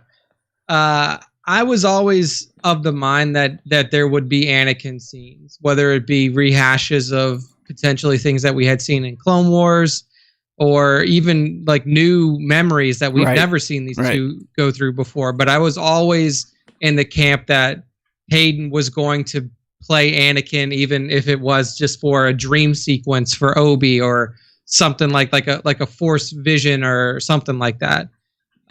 So yeah, I do take that as like he is going to play Anakin Skywalker at some point. Yeah, I know you and I we've been speculating that since day one. We have had pretty legit leaks come in, descriptions are like, oh, we don't know, we've only seen Hayden as Vader, which okay, they were billing it as, it's going to be the rematch of the century, but I'm pretty sure right here that is confirmation. If she saw them on set slipping back into their iconic flowing robes, it just sounds like master and former apprentice versus adversaries. Here's the full quote, though. I mean, it is kind of like I don't know. I guess I experience a little bit of nostalgia for them, and I also wish I was them when you read something like this. So she says, the thing that was most exciting was being on the set and watching the two of them get excited. They hadn't seen one another in a long time. I was surprised at just how incredibly emotional it was for each of them to find themselves back in these roles, and just realizing how important Star Wars was to each of them. It was the beginning of their careers and the end of Hayden's. Okay, so she didn't say that last part, but you know, she's kind of right. I mean, arguably the beginning of Ewan's, because Ewan had done some. He had Train Spotting in before that. I think that was probably his biggest, like most known. But yeah, I mean, if you sit there and think about it, you're like, fuck, man, how cool would it be to be those dudes, right? Yeah, man. On set, almost 20 years later, returning to one of the biggest motherfucking franchises of all time, to two of the biggest pop culture characters in any genre, and they've gotten to do this now for, like Nick said, over 20 years. I mean, Ewan, well over 20 years of his life. Hayden getting close to it, right? Because Ewan was in the prequel, so he started as Obi-Wan in the late 90s.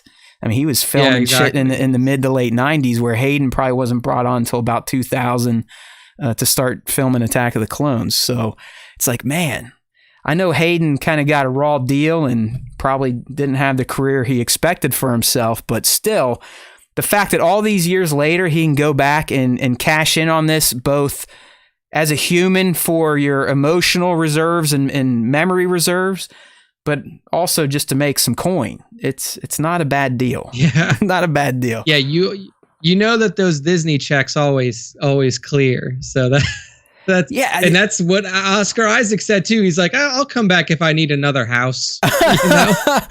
Because they do. I mean, I can only go off of Stunt Buddy, and Stunt Buddy has only just been a double on like some TV shows that have gone into syndication and some movies. And you know, this would have been pre-pandemic. He's like, dude, I get 150,000 plus a year in residual checks for being on like NCIS LA. Like, come on. What do Star Wars is that in their contracts, Nick? Do you think Disney and Lucasfilm, they kind of know this and they put like, hey, you can either just take a lump like 20, 30 million now, or you can go for the residual deal? Because you would think if they're getting residuals, each of them, and Hayden in particular, because really he's only getting residuals from Star Wars and maybe Jumper, but you would think they're probably still getting close to six figures a year just from their Star Wars work all the years ago, if their pay worked out that way. And I don't even know, like, I don't know how contracts work within Hollywood, but I don't even know if residuals have to be in your contract. I think it's just like it's part of the union. It's just like the deal. Right. It's in SAG-AFTRA, whatever it's called, that you will essentially. Yeah, you know what they do, because you'll get this. You're entitled to it based off of what your role is. No, you're right, because like, Hamill, I believe, just put a tweet out. He's like, oh, you know, I just got my check. I love seeing it on TNT every time. He's like, so if Hamill's still getting residuals, then yeah, it's a real thing. And I know over time it kind of depreciates in terms of what you would get for past work, but I do believe you get it for life, and it depends on. Yeah. I know some of the most lucrative residuals come from TVs that go into syndication. Yeah, like a Seinfeld or the NCISs. If you can get, I've always heard, like, if an actor is on a show and it gets to syndication, they essentially throw a huge celebration because they know it's going to be a recurring payday for many years to come. Exactly. Yeah. I mean, like, I think that like the aim for any series is like get to 100 episodes, and usually if you can get to 100 episodes, that means that the show was probably good enough during its run to be picked up for syndication after it closes out. So, yeah, I mean, they're definitely still raking in Star Wars checks just from that. And now they're going to get doubly so from the Kenobi money. So, well, there's a lot of happiness to be had on that fucking set. I'll tell you. Yeah. Oh, no shit. They're having an emotional reunion when they're like cha-ching. Cha-ching. Hayden's like, finally, I can fucking go out to eat again. You know, it's like, yeah, quit going to all the farmers markets where these, photogs keep taking pictures of me and telling people I work out again, right? Like, oh, look at Hayden. It looks like he's pumping up. He's getting all pumped up to play Lord Vader. It's like, okay, he's going to be in a fucking costume, people. Like, do you really think the people outside the Rock that wear their superhero costumes look like that? No. I'll tell you what, though, fucking Kumal does. Like, Jesus, if you go and watch Eternals and you see, like, he ain't wearing a muscle. Like, that dude got fucking jacked. Like, his arms are huge in Eternals. Huge. And Kumal was, he never worked out in his life. It's like, Jesus, man, what they can do in Hollywood with a focused diet and regimen is ridiculous. And he said HGH. Yeah, he said it ruined his life and he hates it. And now he's got like disorders like I do where you can't let yourself live a life or, eat a piece of pizza on a Tuesday because you think you'll die. But hey, he got jacked and diced. Impressive stuff. Dude, you could tell that was like one of the most drastic changes ever. Because it's like as soon as he got cast for that, like you could see him just like getting bigger. It's like it was like a balloon. He didn't need a fucking muscle suit, but there's some like ridiculous muscle suits. Like, no, people, that's they add in the tits and the abs. Like usually you've got a probably malnutritioned actor in there that doesn't have any muscle definition. The only dude where they did not have to make a muscle suit is The Rock as Black Adam. Like Black Adam. It's come on. He already looks silly big with no shirt on. So, oh well. Yeah, I mean, we're all the live stream. They're super excited for Kenobi. We're super excited for Kenobi. It would have been nice if Lucasfilm and Disney actually gave us something besides a year-old, 1 minute long, stupid sizzle reel where they essentially. Ewan and Deborah said, we're excited for Kenobi, just like we've been saying, but I still have faith that it's going to be dropping probably the spring show of 2022, like the May the 4th special type of drop like they did for Bad Batch last year. We can only hope. Because really, Nick, Book of Boba, the way it's dropping end of December, it should wrap probably end of February-ish. And, maybe you take a month off and they have to start kicking off some of the 2022 schedule, which Bad Batch, Andor, Kenobi, and, we know Mando S3 isn't going to be until fall of 2022, but I think Bad Batch, Andor, and Kenobi would all be viable to air after Book of Boba. I'm leaning towards maybe Bad Batch, because last week I did a story on how Andor was reported at an investor call was going to release Q4, Disney's Q4, which is July to September. So I'm thinking, I did this last week, but now you're here. We'll get your thoughts. So I'm thinking Book of Boba. That leads into Bad Batch Season 2. That leads into Kenobi for the May the 4th spring deal. That leads into Andor. Andor leads into Mando. That sounds good to me. Yeah. I mean, that's very possible. Unless creative differences pop up and then they're all fucked. But at this point, like, what fucking creative differences could pop up for these shows? Yeah, I don't know. These motherfuckers are already almost finished filming, so hopefully nothing else pops up. Yeah, no, I mean, that makes sense given all of the proximity to how close they film together. So, yeah. I mean, that would be fucking ideal. Yeah. Honestly, if they could have a schedule like that, that would be ideal. Yeah. Look, poor Nick's face is melting right now the way the sun is coming in. He's like, all right, so we got to get the show moving here or his retinas are going to completely dissolve. At least the look I'm getting, dude. Now my face looks really red. Yeah, that can't be comfortable. It's you have like that Jesus backlight on you right now. It's like me ascending. All hail Nick. He is the Christ and he is risen. Amen. As you can tell, Nick and I went to Catholic school, or at least attended Catholic churches a few times. Dude, I really think all these years I've not been to Catholic church, I could slip right back into the cult type worship. Where it's, hey, dude, it's literally just like, and also with you. Dude, it's you don't forget shit like that. No, not dude. When you're a little kid, like beating it. Like you actually went to Catholic ass school, right? Yeah. Yes. My mom did that for kindergarten, and then I guess nuns were like, "Yeah, we're gonna beat him when he gets here." And she's like, "Okay, well, we'll go to public school." But she still made me go Saturday fucking mornings during cartoons, during Pee Wee, all that shit. I had to go to CCD and get indoctrinated. And all I would do, like, this is how big of a scumbag I was. So I'm at a Catholic school on a Saturday morning trying to learn about Jesus and God and all that shit. I'm in there in the cat, like Nick, essentially. I'm in his desk, ripping up his books and spraying glue all in it. Like, that's what I got out of CCD. That's what I did.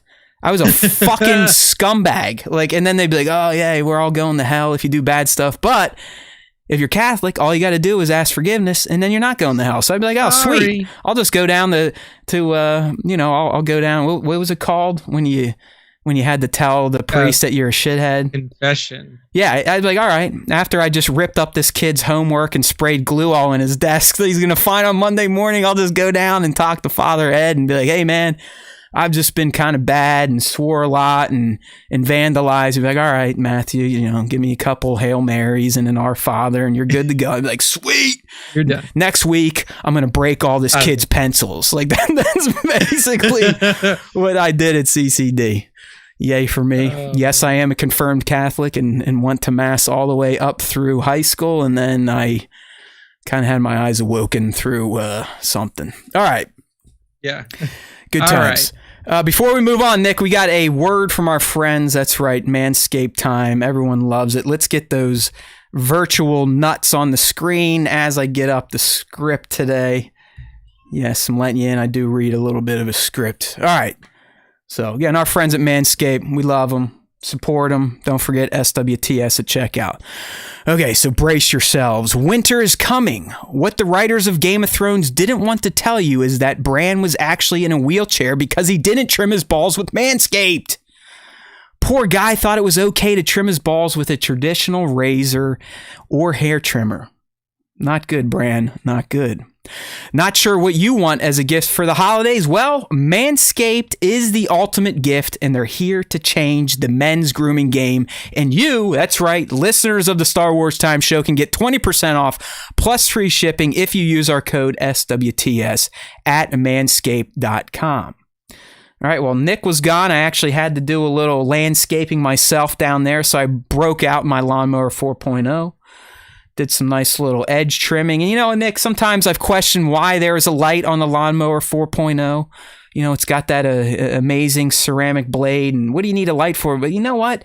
You actually kind of do when you're getting down there in the kind of where you can grow bat wings. If you're a guy, you know what bat wings are when your sack kind of sticks to your leg.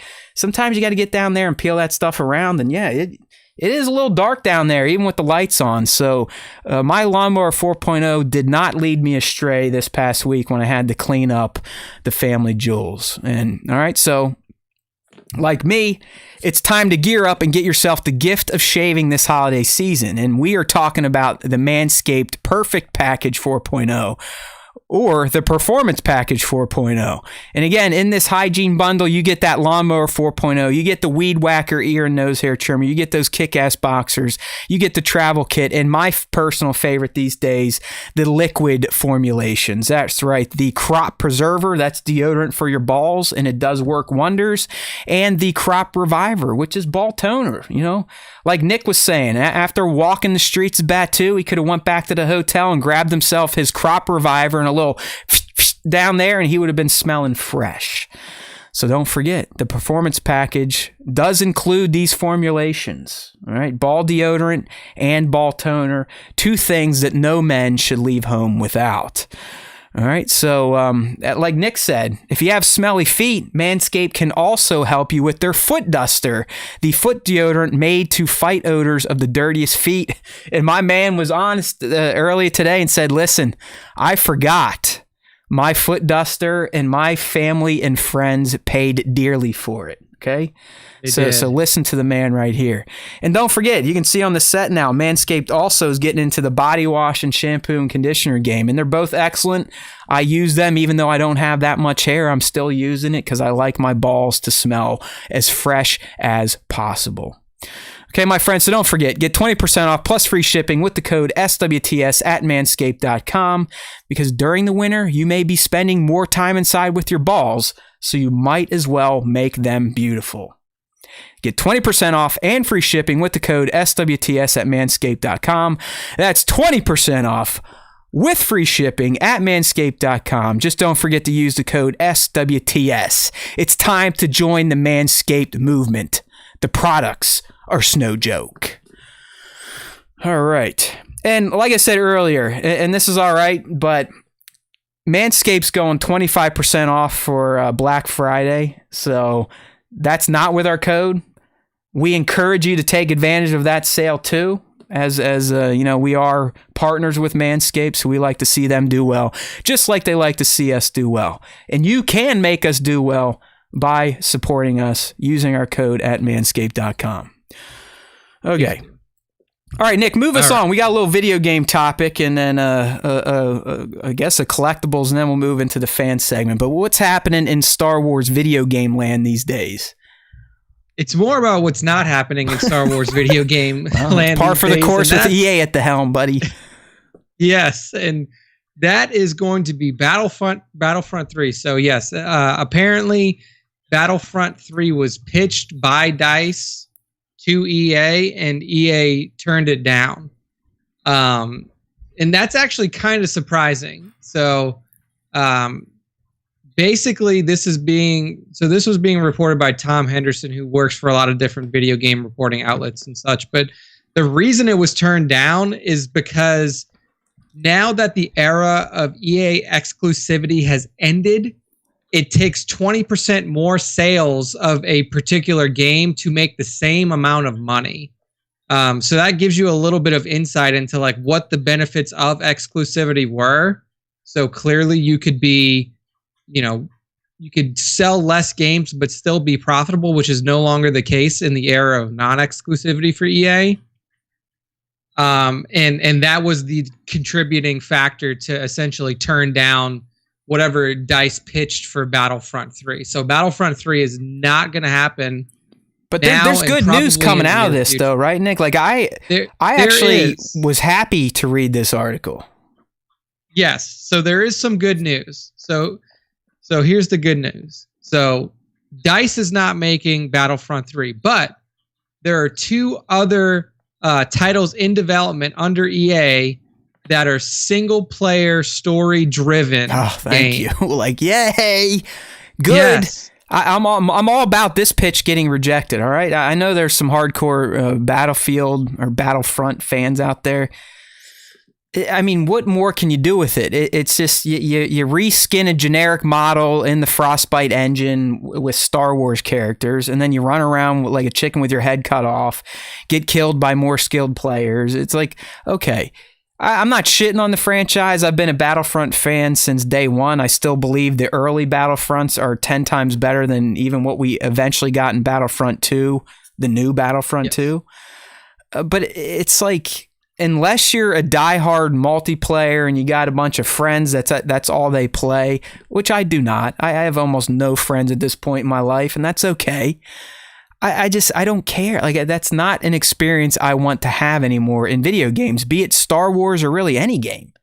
I mean, if I'm doing anything multiplayer co-op based, it's probably going to be in a game where I'm just with a friend and we're playing through it. Like two of the most recent would be Ghost of Tsushima and that excellent multiplayer, and then Outsiders, which I ran through the campaign and some of the multi with my boy Perfected Chaos. Like that's what I'm looking for these days in terms of like a social experience gaming. Otherwise, I want to be immersed in story-driven single-player experiences that hopefully don't require me to even play the damn game. Yeah, I mean, I am also happy that this, was turned down, because Battlefront, it's weird too, because the first thing I said when EA got exclusivity, I was like, oh yes, DICE is going to be able to make Battlefront. It's going to be the best thing ever. This is all that I've ever wanted from another Battlefront game. And then I played it and I was like, you know what? Maybe this isn't what I wanted. Like maybe my ideas of just like skinning Battlefield to Battlefront, it didn't work, seemed man. cool in the moment, but it really didn't. It didn't have that same feeling as the other games did. And in reality, like, I mean, just look at what we've gotten from EA in the era of exclusivity, dude. We've literally gotten 3 AAA games. That's it. 3. And 2 of them were Battlefronts, right? And 2 of them were Battlefront games. And the other one was Jedi Fallen Order. And that is all that we've got in 7+ years of exclusivity from EA. That's disgusting. Like that I don't understand how that happens. You've had more canceled games than you've had games that have been released. So I think, Nick, like, EA also suffered from the creative differences bug that has infected Lucasfilm. Clearly. But I mean, look, I'm happy that they have 2 story-driven games that are on the docket. I don't know if one of those is the Jedi Fallen Order. I know, because that's like the big, that's the big kick in the dick, right? Is one of these 2 just Cal Kestis Take 2, Milk Toast Boy? And then we'll see what happens from there. But this, like, the reason that this is happening is so hopefully other studios can come in, pitch new ideas, pitch exciting ideas, and then they will be able to make these games outside of the EA umbrella. But honestly, when I read this, I was happy. I was like, good, man. Like, they're not wasting any more resources on another reskin or another rehash or something that's going to be unfulfilling. You know, you'll play it for a few hours and have fun, but then it's the same repetitive bullshit over and over again. We need an injection of story-driven games into the Star Wars landscape, and hopefully this is the signal that that's happening. I mean, dude, look at how EA and others. Look how fondly, us and other people that played it back in the day, look how we still wax poetic about Knights of the Old Republic. That should show you right there. Like, if you slay a Star Wars single player game, it will live on like the movies. Fans will cherish it. It becomes almost a part of their soul, their family. They'll play it over and over again 55,000 times on 6,000 different devices like Nick has done. So, I mean, there's a market out there. Like, if you nail an excellent single player Star Wars game, the fans will flock to it. They'll honor it. They'll prop it up, and they'll pass it on for generations to come. I mean, we're at the point now where I bet there are gamers introducing KOTOR to their own kids, right? Yeah. And that's the type of stuff we've missed out on since the early aughts. There has not been I've got to show my kid this when they're a right age Star Wars game since KOTOR. Really hasn't. No, I mean, it really hasn't. Fallen Order. I know there's a lot of Fallen Order fans, but if you really like break it down, that game sucked. The story sucked. Cal sucked. Who gives a shit? It was dumb. And then you throw in that Soulsborne ridiculous sledgehammer action gameplay when he's holding a fucking lightsaber. We need to get Nick Gillard back on so he can just talk shit. Because I know a lot of people are like, oh, you're just a pussy, learn how to play it. No. What did Nick say about the sequel trilogy? He said, hey man, Adam's a great guy, but he fucking holds the thing wrong. He's lugging it around like it's a broadsword. It's a fucking lightsaber. All right? Yeah, Stop it. Light as can be. Stop it. Like, oh, I'm Cal. Oh, I got to make a big swing with my 1 pound weighing lightsaber hilt. Screw you, Cal. I like you, BD, though. I like the robot. Fuck Cal. Sorry, I get emotional. That's the news. We're getting 2 story-driven single-player games. One may be a Jedi Fallen Order sequel, but that means there's still one in there that's not Jedi Fallen Order. And then you missed last week. Quantic Dreams, apparently their game's called Star Wars Eclipse, and it's going to be set in the High Republic. So that has potential too. Awesome. I mean, we don't know anything about the High Republic, but we didn't know anything about the Old Republic. And again, replay what I just said about a minute ago. Yeah. Boom. There you go. So that's the video game news. It's no news, but it's good news, I guess. So there you go. No Battlefront 3. Sorry for those of you out there who have been big fans of the series, but guess what? Battlefront 2 is going to look awesome for a long time, so you can keep playing that one. And then maybe we'll get some sweet-ass single-player story-driven stuff in the near future. So we'll see. Yeah, we'll see. I mean, at least EA said they have no Star Wars game announcements until 2022. I guess that doesn't completely close out if these other studios have secretly been working on stuff as the EA license expires. But there have been rumblings out there, Nick, that during the Game Awards, Quantic may tease Eclipse if it is a real project, which, I mean, there's been too much reporting on it for not to be real, but who knows? Maybe we'll get something at the Game Awards. All right. Talking about getting something, and I usually don't cover this type of stuff during our collectible segment. There really wasn't much to talk about in the collectible segment. I know some of you probably wanted me to get on here and rip out the rest of my remaining hairs in my head over the Rancor HasLab project. It's like, who cares? That thing never interested me from the get-go, so I wasn't invested in it. I didn't even back it from the beginning.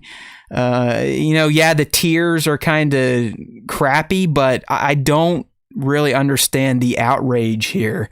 It's a Kickstarter. Like, if you don't like it, don't invest in it. Okay? It's not going to hurt you to not give out the money. It's okay.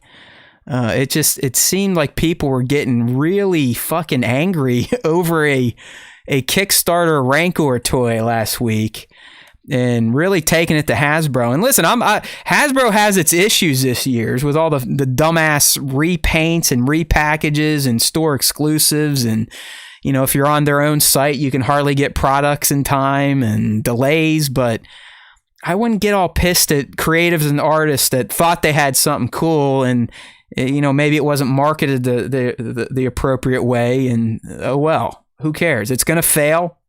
Hasbro will probably learn from it, but it's really nothing to raise your blood pressure over, coming from the guy that has sit here and screamed at you about fake characters from this sci-fi universe. So I'm definitely being a do as I say, not as I do type of guy right now, but come on. It's a fucking plastic toy that isn't even a toy yet. It was people backing it to see if it was going to be made. So in the end, Hasbro's not really going to lose any money at all. Like, people are like, oh, you're going to eat this one. It's like, no, they're just going to return all that money to the backers, and it's going to fail, and maybe they'll try again. So, but I do want to talk about this stuff here. This Boba Fett collection, Nick. I don't know, like, if you're this much of a fan to where you'd sport something like this, but if you're on the live stream, there's some slick looking shit in this Columbia collection that is styled off of Boba Fett. You've got an interchangeable jacket. You've got a hoodie, a tee, and a hat. All right. And I'll tell you right now, the prices are absolutely insane. The jacket is $450, I believe. The hoodie's a cool $120. My favorite, the hat, at $40. And a t-shirt at $50. $50. A t-shirt for $50 ass dollars. Okay? That's wild. And look, Columbia's always been expensive. Like, I just bought like a winter coat from Columbia, but I bought it like on clearance and it was still $100. Yeah. I mean, yeah, and then you add in the brand. It's like, look, like you said, this shit looks cool, like it does. I would never wear the hat because I hate that design on the hat, like the way that the. Oh, dude, yeah, like, I'm gonna grab a hoodie if they don't sell out. I'm getting that fucking hoodie. The hoodies look like the closest thing that I would be able to buy. It's like you're wearing a fucking sleeping bag on your head. It looks goofy. It looks gaudy enough that I kind of like it. Yeah.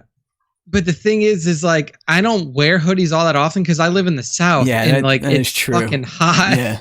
It's hot. Yeah, we ain't going to sell anything from Columbia to Nick, but someone that lives in the shitty-ass Midwest, this collection, I fucked it up in the post. I said December 12th. It's actually December 3rd.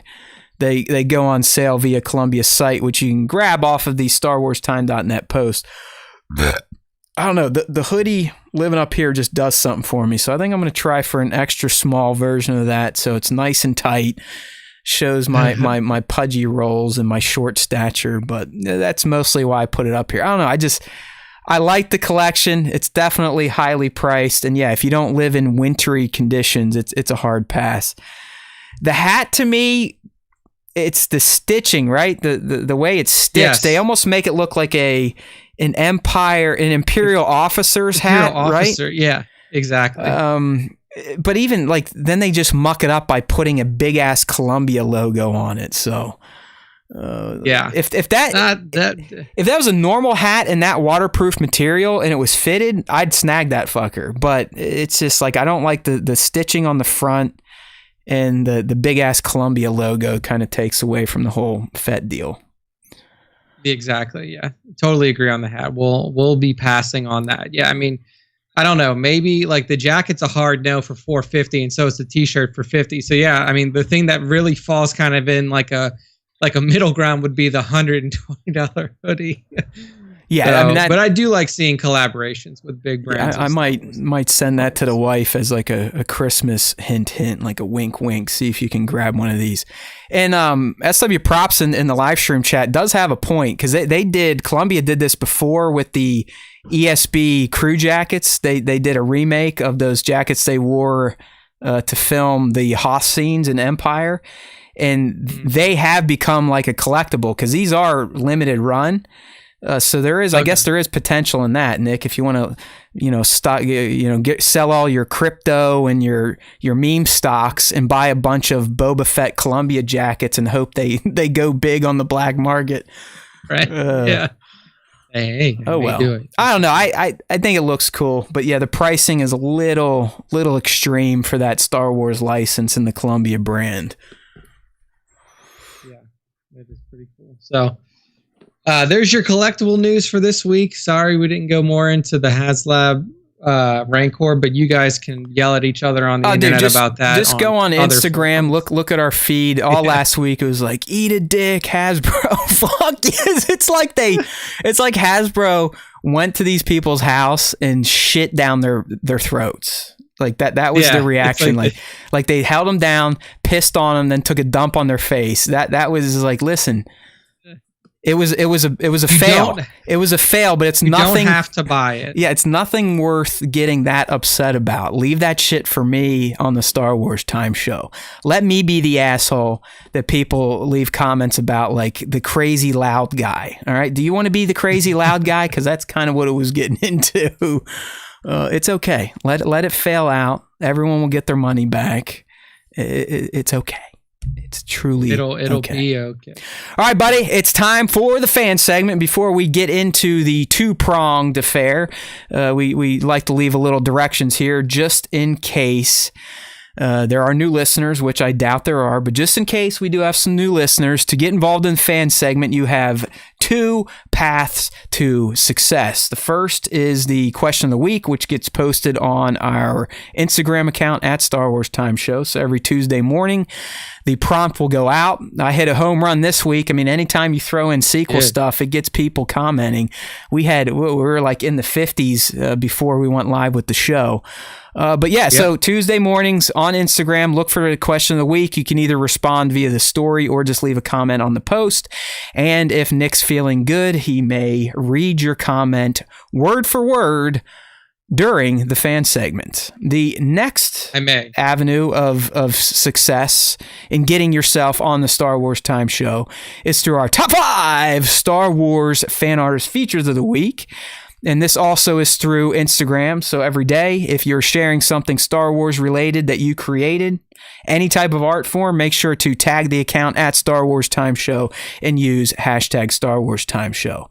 After I, bust my ass all week featuring accounts on the page, Nick will sit down Monday night with his glass of brandy and select the top 5 for us to discuss on the fan segment. All right, buddy, so let's go ahead and kick off E189's fan segment with the question of the week. Question reads, Do you want to see the sequel trilogy characters return? And if so, how? Films or streaming? The first response here is from, who is this one here? You're the good guy at picking out. This is our buddy Ripik Tan. There we go. Ripik Tan says, I'd be really down to see Finn and Rey return. I've been enjoying the Star Wars streaming series a bit more than the films in the last few years, but I do miss the hype built up around upcoming Star Wars films. As to how, I'm not a strong speculator, but I think everyone seemed interested in the crop dusting hints of Finn being Force sensitive.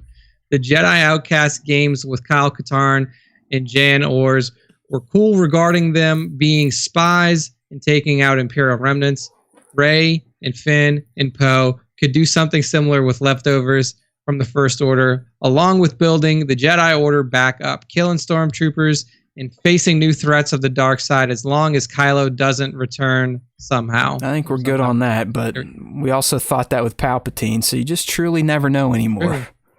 You don't know, but I think Kylo might be gone. All right, next up, we got Toy Shoots. He says, good luck getting Oscar and John back. I know money solves everything, but both really seemed like they were dissatisfied with how Disney did things. Adam Driver is a toss-up. Daisy should be easy to get. So actually, John was the one who wants to come back, who's eager to come back and play Finn again. Oscar's the one that is kind of like, give me enough money and I'll do it. Yeah, he's like, I have a big ass dick. Pay me. Yeah, he's like, I don't need to do it. I'm in Daisy Doom, again, motherfucker. I do feel like Daisy would come back. You don't need Adam back unless you're doing like flashback type of stuff with Kylo, because obviously that's potential too. I would love to see that shit, but then you'd almost have to get Carrie and Harrison back, and one's dead and one wants to be dead. So yeah, I don't think that's gonna happen. Probably not good. Pixel Rope says, yes, in fact, I want more Finn, Rose, believe it or not, Janna, and Connix. More of the interesting secondary characters that were interesting but deserve more of a story. Connix that's Leia's daughter in real life. That's yes, that is Billy Lord. Mm-hmm. I agree with like the Janna Finn kind of complex, because what they started there in Tross between those two characters could be very interesting. Like all of these essentially like First Order, they have a shared history that that kind of broke their conditioning. So I think that would definitely be cool. Next up, my Star Wars guys says, yes, I enjoy the characters. I was not happy with the lack of planning and respect of story preparation for the sequels. I think maybe a Disney series would be a great way to continue the story and regain our trust of their stewardship of Star Wars in general. One thing we have to remember here, leaning on the series. Since the sequel trilogy and today, Dave Filoni has been elevated to chief creative officer. So that bodes very well for the sequel returning in film or TV. Yeah, definitely. F-Stop Rebel next says, yes, I would love to see them streaming. I feel like streaming does a better job focusing on individual characters lately. Finn developing his understanding of the Force would be high up there. Poe and Zori hanging with that's Babu a good call. I like would that. be freaking wonderful. Yeah. I would also love some Maz backstory. I mean, we never got the story. She promised us the fucking story and we never got it. Never got it. So hopefully, I mean, like, again, another fan of the streaming. But then on the other side, Kessel Run Custom says, no, I think we've seen all we need to see, all we need of the sequel characters. What we need more of is the Favreau Filoni Star Wars we've been getting. No reason to go back to the sequel since they decided to kill everything that is Star Wars. That's a dark take. Jeez. That's a weird take there. So Kessel Run Customs just wants to keep it in the Skywalker timeline. It seems like he wants to just play in this Mandalorian sandbox for as long as we can.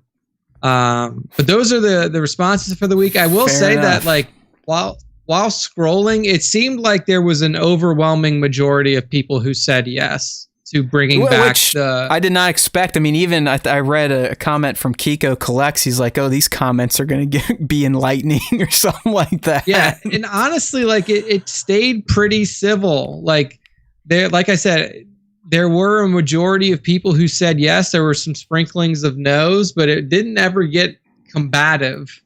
From at least so far. Well, dude, I think at this point in time, we've been on enough that most people that we've pissed off have just either blocked us or left. So that's probably why we were getting a lot of the positive stuff. But I could only assume, like, if Papa Palpatine's still like this, he'd be on there like, "Fuck you! I hope Kathy dies and Daisy dies and they're all pieces of shit and go OT."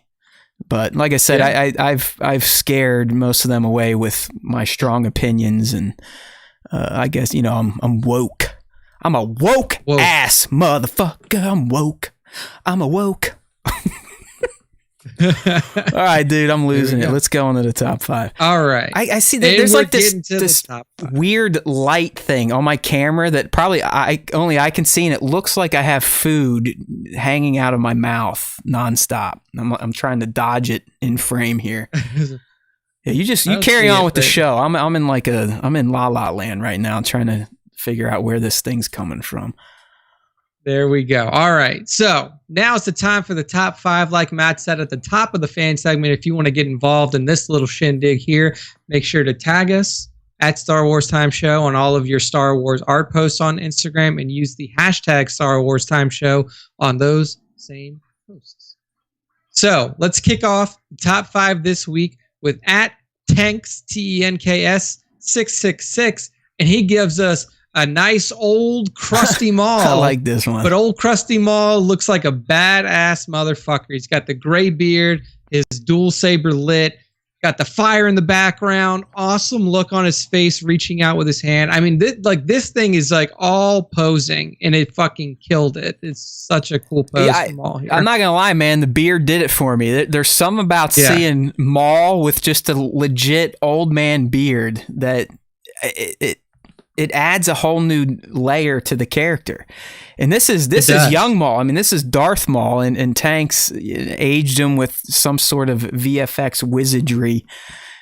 Clearly way more advanced than I could ever do, but it works out. And this again just speaks to this Hot Toys figure. This is that Maul where you can actually get in and move the eyeballs around and pose the eyeballs, which is kind of insane. But yeah, this is also, like I showed you earlier with Rex, this is one of my top Hot Toys. So Tanks did quite a spectacular job at showcasing at how awesome this figure looks. Plus the beard was just the cherry on top. Yeah, I was gonna say the beard is really what fucking killed him, man. Beautiful, beautiful stuff. So, all right, at Tanks 666 on the IG. Next up, we have an awesome shot from the first responder that I read on the questionnaire. That is at Ripik_tan. I think there's 2 underscores actually. RIPIK__tan on the IG. And what we see is a shot of the soon-to-be couple. I'm talking about Din Djarin. Nick's he's already shipping them. And our girl Bo-Katan. Dinbo, right? And we see this one's gonna be Dinbo. Yeah, Bodin, whatever. Or Bodin. Dinbo, Bodin. Dinbo, Dumbo, whatever. Bodo. Something Bodega. Like that. But what we see is Bo, and she's holding the Darksaber ignited and ready for battle next to her king-to-be, Din Djarin, whipping the pistol out, shooting, and they're in the middle of a forest. So something's going down in this forest here. I mean, honestly, overall, I thought it was good. I thought that there was good effects done on the muzzle blast from the blaster. The Darksaber effect was pretty cool too, and just the atmosphere and the environment around them was very interesting. No, like I said, Ripik has definitely been up in the game over the past few months, especially with dios built and scenes crafted. And this is this outdoor dio he uses a bit, but it is slick. You get some of the practical rain effects in there. It's not here because the Instagram sucks, but it actually looks nice and crispy on a phone. Like that was one of my favorite parts of the shot when I first saw it, was just the clarity of Bo, the character in focus. It was just a very nice, sharp image of her. But yeah, I mean, she does. I have to say, she does look more natural holding the saber than Dumpster Dinny Boy. To me, Din, his main function is to to block and protect, right? Just stand there, yes. eat blaster Eat bolts, let the ladies do their job. Exactly. So, good stuff there from @Ripik, RIPIK __tan. Double Next underscores. up, this is one that plays back to the beginning of the show. And I believe this is from Go ahead. This is 3 Leslie, but I'm pretty sure this is an old shot of theirs that they just broke out again. And I think this is the second time we've featured it and put it in the top 5. But go ahead, set it up. Hey, it's perfect. So what we have here from 3 Leslie is we have 3 Buckethead stormtroopers, and they're strapped up with proton packs, and they're crossing the beams. Oh, yeah. They're crossing the beams and killing something up there. They're capturing the ghost. You even see on the ground There's a trap down there. The ghost trap right down there. I mean, it's like 3 Leslie nailed everything. The posing is great. The animation or the post done on the proton pack beams is awesome. I mean, it's just the little details. The core beams, Nick, are actually practical. The core part of the beams are practical. Really? It's light painting. Yeah, I saw it in the behind the scenes. It's where you use a very, very, very, very slow shutter speed, like 30 seconds or more. You hit the button, and you could go take a dump before you hear it click again. And just sat there with a little LED light, and kind of drew the streams with it and recolored it in post. But yeah, the core part of those beams are practical, which is impressive. But it's the pose. You really feel like Vankman could be in there. Ray, right? You got Ray, Peter, Vankman, Spangler, Egon. And Ernie. They always what was Ernie's name? What was his real name in the movie? I always forget. Oh, and I know, right? The poor token black guy. There you go. Yeah, Winston. Zedmore. There you go. Yep. Winston Zedmore. Yep. So they always. This chick is toast. Bill Murray's the best. I know. Fucking love that guy. But yeah, building even more hype for the Ghostbusters Afterlife release. So make sure to go check it out. @3 Lessie, LESIE on the IG. Next up in the top 5, this is from Action Figure Snaps. Our t-shirt supplier. Our good friend. Yes, the t-shirt supplier, Check Adrian. that out, Adrian. And we're still wearing them, buddy, and we call each other and we coordinate these days. Yep. We still get them together often. So this shot here from Action Figure Snaps is the double decapitation from Endor Luke Skywalker here. So you see him fighting. He's actually fighting it looks like on one side you got a shore trooper on there, scout, and 2 scouts. It looks like, and then and 2 scouts, and the 2 scouts' heads are just flying. One's on the ground, one's flying through the air. Luke cutting them both off with the green boy while the shore trooper stands off to the side, tries to do something about it, but he can't. I mean, really on this shot, the effects of the lightsaber blades on the decapitated necks looks awesome. The weathering on the figures is great, and then just the outside atmosphere. Well, I love it. I love it. I mean, it's a great action shot from the appropriately named @Action Figure Snaps. My question for you, Nick: would Luke Skywalker take this approach? I don't know, man. After seeing him, those were droids. Those were droids, though. Those were droids. Would he run roughshod through other humans by chopping their heads off? To me, it's like he's channeling his father here. Yeah. And again, this is nothing against the shot. I love the fucking shot. It's like a what if. Would Luke do this? Yeah. I mean, even when he was like going through the Jabba's sail barge, he had his saber on stun. Like he wasn't chopping people's heads off or hands off or anything. Like he was literally like hitting people with a blade and it wasn't even cutting that's them. the best way to explain it. It was more or less they just didn't have the effects technology back then to make easy, arms getting chopped off. Because you're right. I mean, there's one dude, he slices like right down the middle of his face and he just kind of goes and falls away. Yeah, he hits a Gamorrean like over the head with the blade. No and he big just deal. Falls over. Yeah, it's his lightsaber on stun. I've never heard them being described that way, but that's exactly kind of how lightsabers are in the original trilogy. They're mostly on stun when they're fighting other humanoids. Yeah, you can't cut all the way through. Leia's up there like, God damn it, Luke, just kill these motherfuckers. He's like, I can't. R2's got it set to stun. He's like, boink, set to stun. Boink. He boinking people over the head and knocking them out. Oh man. Oh my God, you gotta be kidding me. I think you're right though. I think Luke Skywalker, Jedi Knight Luke, you would take the high road. Anakin, you would not kill these. This weapon is your life. Just make sure you never set it to stun. I love it. Setting stun on it. Stun. Yeah. Damn it, Master. I got it stuck on stun again. He's just sitting there whacking people like it's a fucking bat.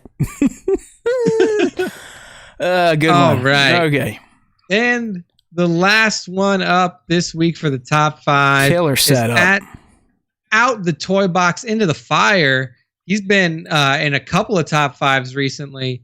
And like you said, man, this is what makes it. It's such a fantastic setup.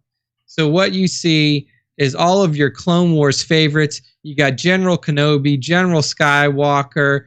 You got Ahsoka right next to him. You got Captain Rex. You got all the boys in here. You even got you got Cody off to the side. Yep. R2-D2 sliding in there in the back, and they're planning a mission. You see a holo table in front of them with the galaxy map up and running. The hollow galaxy map, and they're like planning an assault. It looks like some sort of big mission being planned here in this shot by out the toy box into the fire. Yeah, it's I mean, the lighting's great, the effects are great. It's the staging though. I mean, it's a well staged shot. The characters are all looking at Anakin, who's delivering the strategy. You got the blue hue of the holo table reflecting off of Cody, Anakin. Yeah, it's just it's kick ass. And then I think that's a custom sculpt Tamara head on the clone, the jetpack clone, all the way there on the right side of the screen. But it looks like a scene taken right out of the final season of the Clone Wars when they were all together again, right there before Anakin and Kenobi had to head back, and what happened after that. But it's just a hell of a setup from out the toy box into the fire, all one word on Instagram. Yeah, beautiful stuff. So there we go. And that's it. That's the end of the top 5 for this week. Thank you to everybody who tagged us using @StarWarsTimeShow and #StarWarsTimeShow. And that's the end of the show. So Matt, bring us home.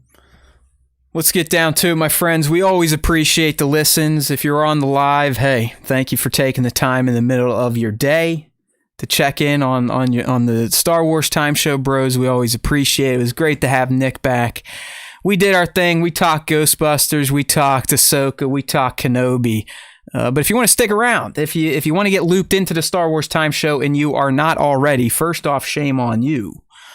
But to fix that, you can head to StarWarsTime.net. Do a little dance as you get yourself over there. This is my modified truffle shuffle. You know what I mean? If you ever see Goonies, that guy's shaking his bowl of jelly. One of the best scenes in movies of all time. You probably wouldn't be able to do it these days because they would accuse you of making fun of fat children. But either way, we support the truffle shuffle over here at the Star Wars Time Show.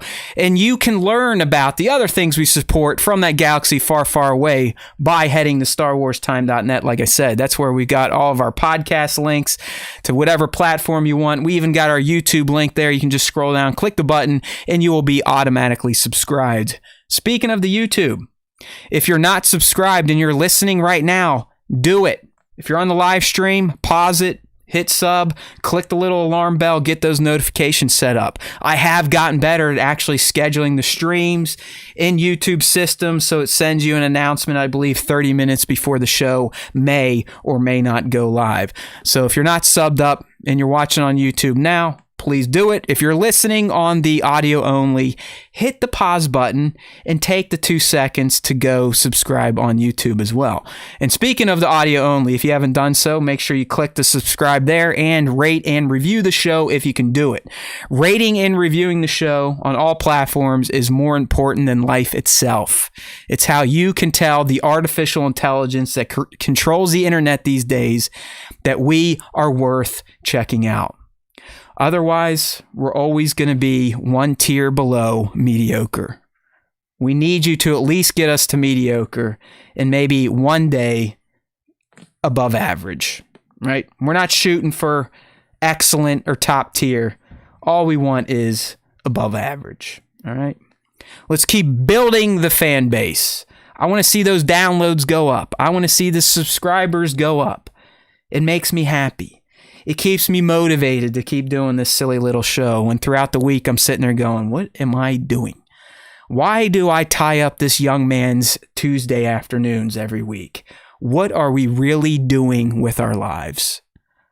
You can let us know by supporting the Star Wars Time Show, because there's always time for Star Wars time. So get with it, spread the word, convince someone, give them the Kool-Aid. We need it.